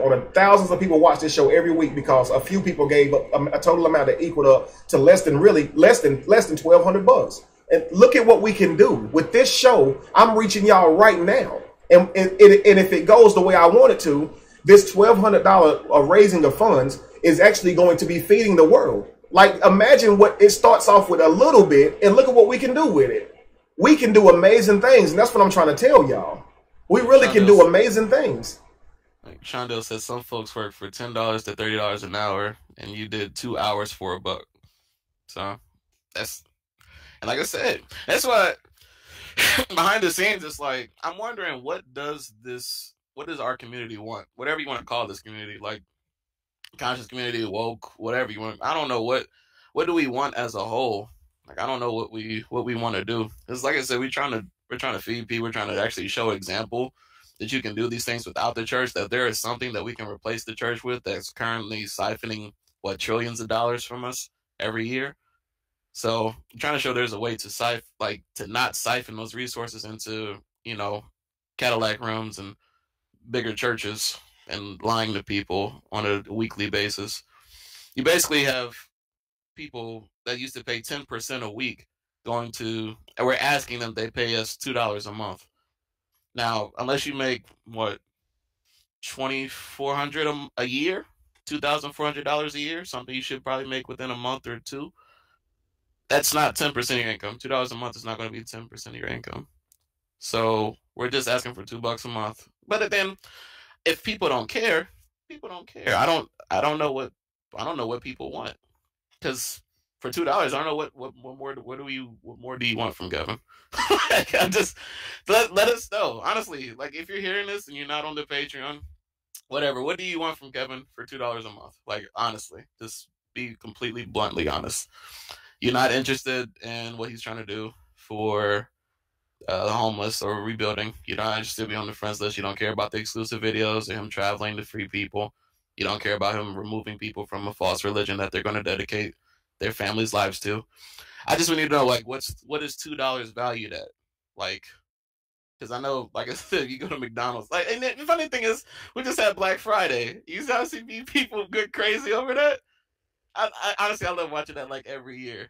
Like, and one time I asked for a donation, and somebody said, "I just started following. You already asked for a donation." I'm like, okay, you just now chimed in on a live feed, and I didn't know you or that you just started following me. But if you just started following me, you probably don't have to give yourself some time to follow me before you decide, as I have a slew of videos, and you can actually go watch them to see what it is that I'm doing. You probably didn't have to comment that I just started following you. As you know, I don't even know you on this live. You don't even have to tell me that. It's very weird that you feel the need to say that. Thank you very much again, Tevin. I feel some people are around to feel superior to others, mostly religious people. No real goals for changing the world. I honestly agree, and it's truly sad that, and I'm starting to notice that a lot with the conscious community. I'm starting to notice that people are just care about building a name, not actually changing the world. Like, I don't want that. I want to actually make a difference, y'all. Like, we have children. You think I'm about to be sitting here telling y'all, sitting in front of y'all just because I want to talk? I know that my children are going to have to go out in that world that we have to be faced with every day, and we have to work to destroy these paradigms. So whenever our children do go out into this world, it's a little bit better for them, and then they can pick up where we left off. But we got to start somewhere, and that's why I try to tell people. I always say, I don't expect this stuff to just start off big, but I expect us to slowly get it, but surely get it. Thank you very much, Claudia. We cannot be people who, again, we don't deal with race, but Josh can tell you. You can have people who do exactly what I do, and they are white, and their Patreons is full of people who support them. But on our side, and they have smaller platforms. And my platform is obviously larger than most of theirs. But for a lot of reasons, for whatever reason, my Patreon supporters and donators are nothing like this. I want us to be able to show the world that we can donate, we can show support, and we can create. Thank you, LeSean. And so, like, again, it's not a matter of somebody coming out of their pocket with like tons of money or anything like that. We don't expect you to have it. We all really struggling. We all just trying to make a conscious effort to say there are people who doing worse than us, and period. And there are. And, for somebody like myself who's willing to go out here in it and give these people what they need, yeah, please consider it. Trust me, guys. Like I said, when I went out there yesterday and was talking to homeless people and just literally, I wish y'all could have been there to hear it. Man, one of them allowed me to film, and you can hear some of them in the background. What I'm going to do next time is I'm going to blank the camera or point the camera at the ground so you can't see their faces, because they told me that if they're caught on camera saying some of the things that the police and stuff do to them in terms of making them move off the street and go to a place that rain on them or whatever, if they were to go on camera saying some of the things that some of these shelters do to turn them away, they said that they would probably make it harder for them, and they were literally scared to get on camera and say how hard it is for them out there. Literally afraid, because they was like, these people will see this and make it harder on us. And I'm like, wow, you sitting here homeless with nowhere to go and scared to tell people about what you're going through because you scared somebody else gonna make it worse. You already sleeping outside. How worse can it get? Mm-hmm. And I'm asking you to do this because I'm trying to get them to donate to help you, and you still scared. What are they going through out there? The fact that they still walk around scared like that. Thank you, Riri. And like I said, the brother that did speak, he actually was pretty well spoken. I mean, and we often associate people who are homeless or in that type of situation as not intelligent or whatever. But this brother actually had a job, but just had not been able to get a house yet. So he sleep on the street every single night, and then got to go to work the next morning until he can get up enough money to get off of the streets. And and he said the problem is he living on the streets, and he too busy trying to help the people that he got to sleep beside. So how can he get out of there if he too busy? He can't even keep his money because he feel guilty because he's sleeping on the street beside people who ain't got no money. And he like, I'm living on the streets trying to help people with the money I earn from work. I'm like, man, you might be one of the biggest hearted people I know. How you homeless out here helping the homeless when he can simply just go get a house or apartment and save up? You see, but immediately what did he do? He said, I love Jesus and I want to be like Jesus. I'm trying to help people. That's what he held on to. Mm-hmm. I mean, you know, I want to be like Jesus in that aspect. I want to help people. Don't mean I believe the character exists, but he's holding on to this hope even in his condition. These people need help, y'all. They not just a bunch of lazy bums. I promise you. If y'all would literally go out here and walk up to them and just talk to them, you would start to see homeless people totally different. You have these invisible walls that separate you from them because you're not willing to step past your paradigm. When you see them, you feel this awkward feeling because it's a sad feeling to see them homeless. So the first need to do is act like you don't see them. Pretend that you don't see it because it's hard. But don't do that. You see, like, talk to them. Just have a conversation with them, and you will see that some of these people are not crazy like you think. You know. $500 Jordans, yeah. Right, but again, walk right past a homeless person and shout out, get a job. This lady said, all I want is knee surgery. That's all she asked for, and a place to heal. Like, dang. She said, I can't even walk to the bus without my knee hurting. My knee's swollen now. That's what she said, dude. Like, how can she get a job but her knee won't even work? This lady need knee surgery and she's sleeping on her, like the catalyst. The problem is not her effort. The problem is not her being lazy. Her knee is the problem, but she got to sleep on the streets every night because won't nobody fix her knee? Or she don't have the money to fix her knee?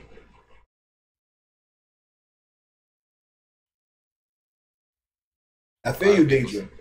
A lot of people saying they were close to being homeless or were homeless. Yeah, I mean, dude, believe me, I've been there. When I tell you I lived on my own since I was 15, 16 years old.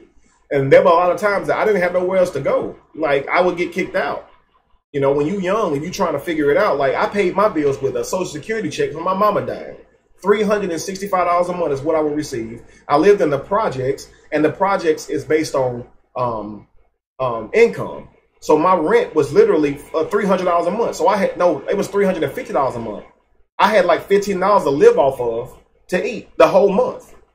You see what I'm saying? So, dude, when I tell you that I didn't eat supper, I had to wait till I got to school to eat. You see what I'm saying? So I know what it's, and I wasn't homeless, but dadgummit, I could only eat at school. Summertime wasn't no joke.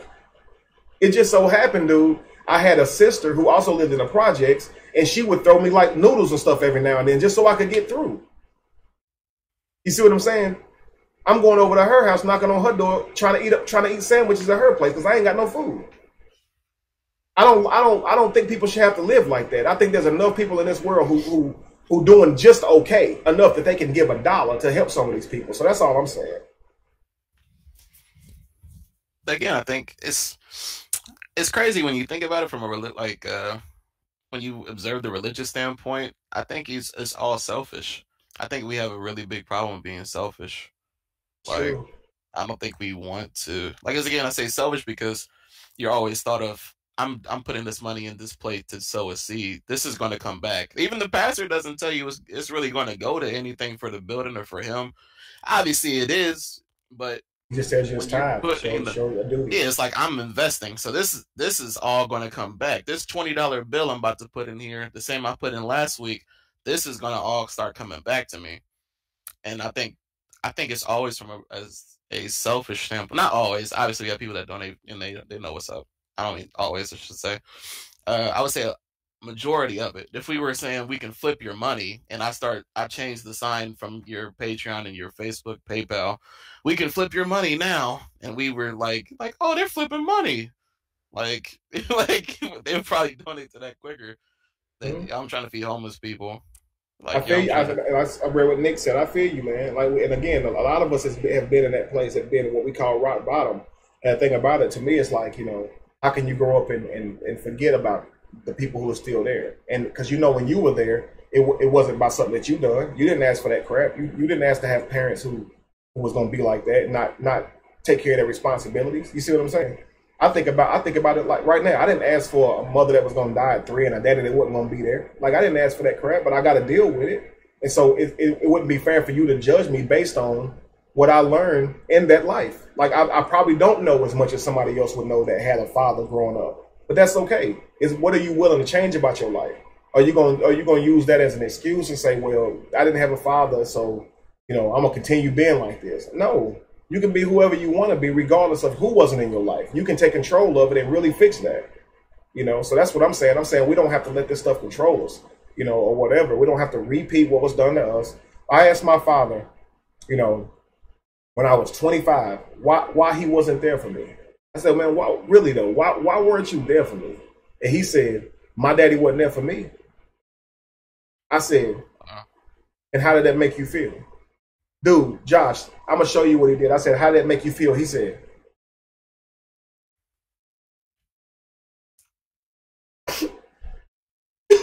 like, it started crying.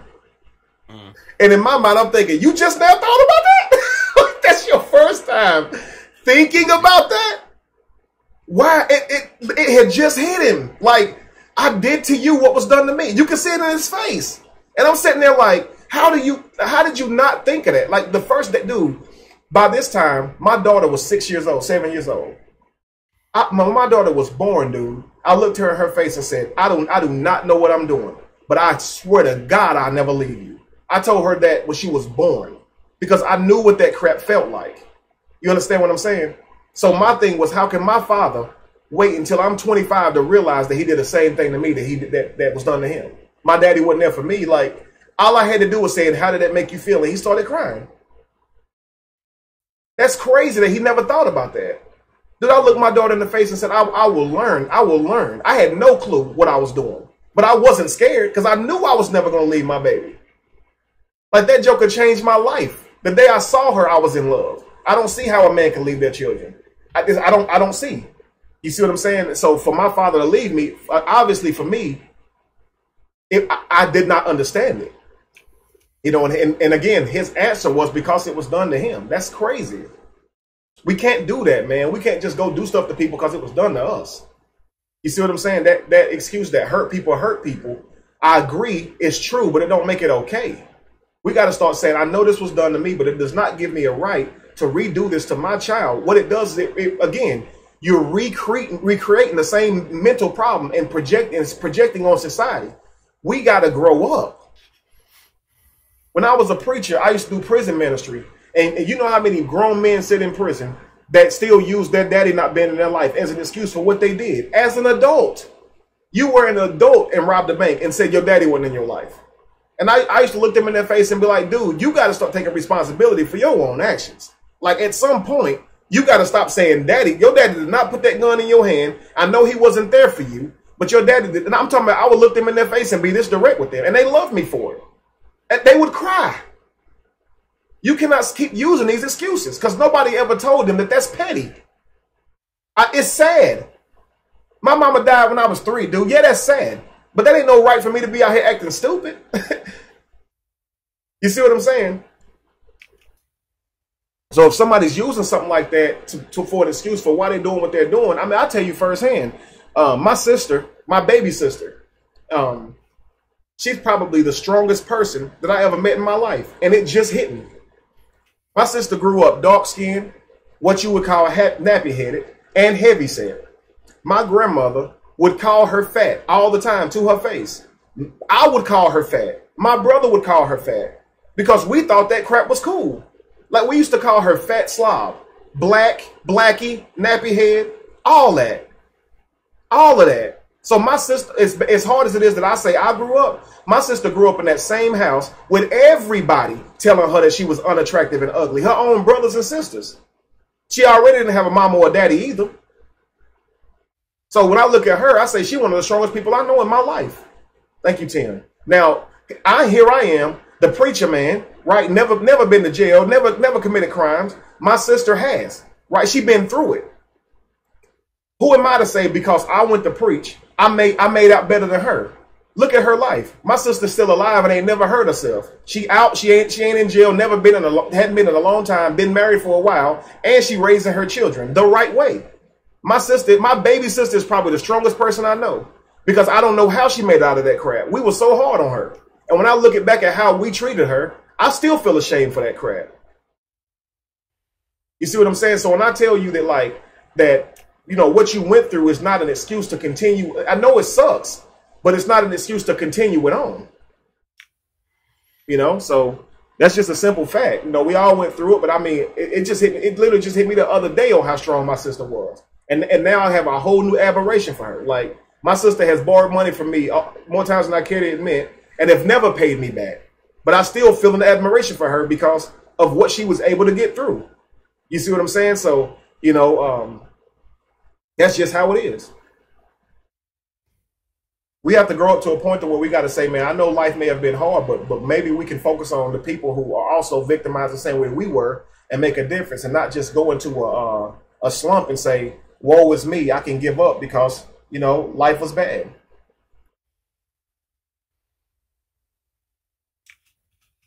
You said most religions are plagiarized from the Egyptian religion.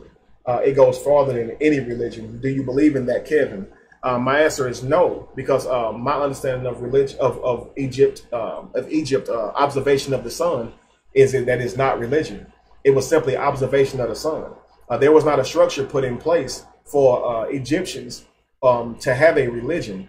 What you're calling religion is motifs and symbolisms that from the outside eye created religion from the motifs. So don't think the Egyptians walked around really believing in a horse and had a religion. They did not. Again, this is from my research. So no, I don't agree that Egypt is responsible for a religion in terms of itself being a religion. It can be responsible for religion as it's been plagiarized from a lot of Egypt, but not in terms of Egypt being a religion, so to speak. But yeah, Milhigh 33 said that I could have easily become a product of my environment, but I knew better. I know that it's not about doing to somebody what was done to me. That's crazy. But again, you guys, I want to thank all the people that also gave on PayPal towards this goal, and thank you to the guys who are continuing to give. And please consider joining my Patreon. It's $2 a month. As you do so, let us know to add you, or we'll add you as a friend.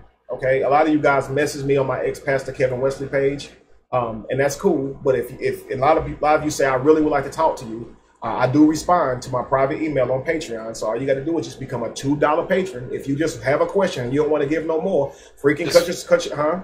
It's $5 for the it's okay. email. So it's $5. Yeah. But if you have a question that's that serious, hey, it helps me feed the world. So give the $5, and if you want to cut your subscription after that, go ahead. But you can't expect to be one of 1,000 messages and not be able to respond to you. I don't even check those things half the time, guys. Like, I get too many to them. I don't have the time to go through them all. Like, you talk about 1,000 messages a day. I don't have the time. I would love to answer some of your questions, but show some initiative that you really want your question answered. It ain't worth $5 to you. It's so funny, man. I'll see it. Somebody will say, I really have a sincere question for you. And then of course, there's an automated thing that says, if you need to book me, if you're trying to book me, please go here. Right? It's just giving information. And they'll come back and be like, look at you. I can see what you're about now. I can't give people my booking information. I go places and speak. Is that not all right? It's the book. Well, I say it's the booking, and then we also do live calls from time to time on this show when we don't go over 3 hours, which we did. And we also have the Patreon for private emails, which is $5. A premium GMO burger, if you will. Not even the combo, just a premium GMO burger. You can get your answers. Yeah, your questions answered by Kevin.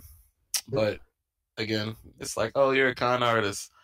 Again, For the question for why you ask, will you be getting information back for your tax statement?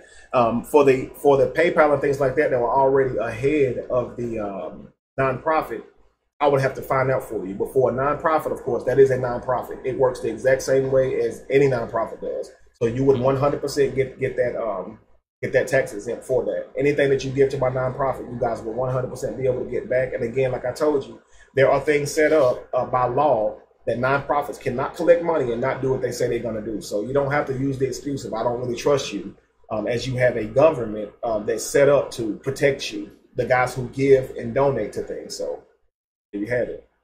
Okay, I'm glad to hear that, Deidre. But guys, I'm going to let you guys go. I love you guys very much, and thank you guys for, of course, coming on to the show. And again, please consider supporting me monetarily, just like you do the same way you do it now. And I don't mean just for me, I mean so I can help the world. So hopefully you guys are starting to get that, what my goal really is to do. I love to talk. I love to sit on here and help you guys mentally. But my actual goal is I'm a philanthropist. I'm a missionary. I love to help people. That's what I did as a minister. I went to Cuba. I gave away food and clothes. I'm trying to get back to that. But we can start right here in the States or whatever. We need to, but we need to start somewhere. All right. So Kevin has the heart of a philanthropist, but the pockets of somebody who got fired for speaking against religion.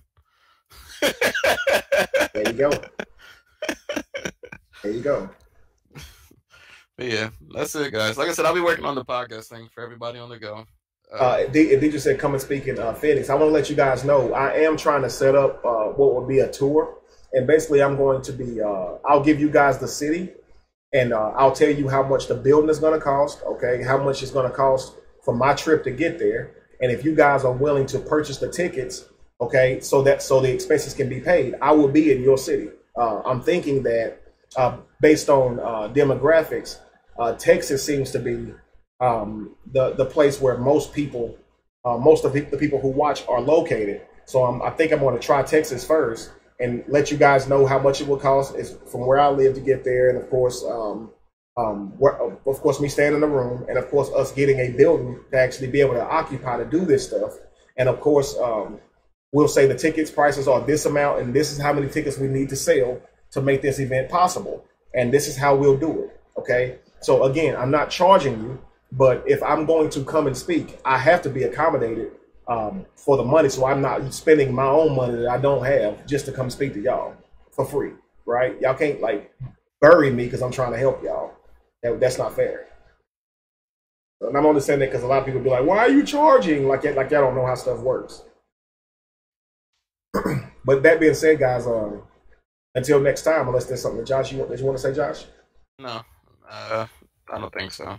I can't. I don't know. No, for now, just support Kevin. and hit support the mission.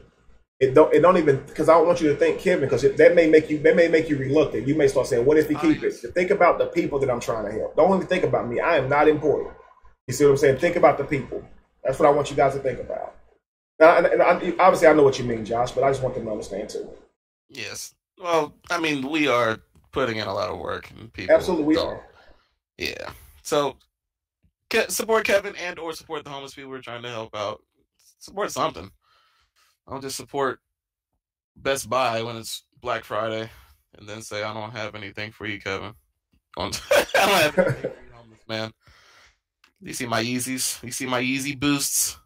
No, I don't want to see your Yeezy boosts. Man, real talk. This will be getting me.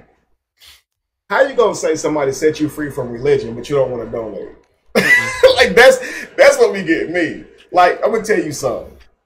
For the person who set me free from religion, they can get anything they want from me monetarily. There's no price you can give me to go back into religion. If my work is setting you or your loved ones free from religion, it's worth a donation. You need for this to keep going. Trust me. Listen to me. There's a lot of people out here who drop fact. But when I tell you religion and our people believing in it, it ain't about fact. You need somebody who can talk to them about how they got this religion on a level that they understand. I'm your guy, right? Dropping fact literally don't do nothing. You can show these people that the Council of Nicaea voted Jesus to be the Son of God, S-O-N, instead of S-U-N in 325 AD, and they will still argue that the Council of Nicaea had good intent. They don't care. right? They don't care. So just keep that in mind. That being said, guys, I love y'all, and hopefully we see you guys next week. And we're gonna keep on talking about progressing as human beings and what it would take to do that as these shows continue. Hopefully, we'll understand exactly how we can get out of here.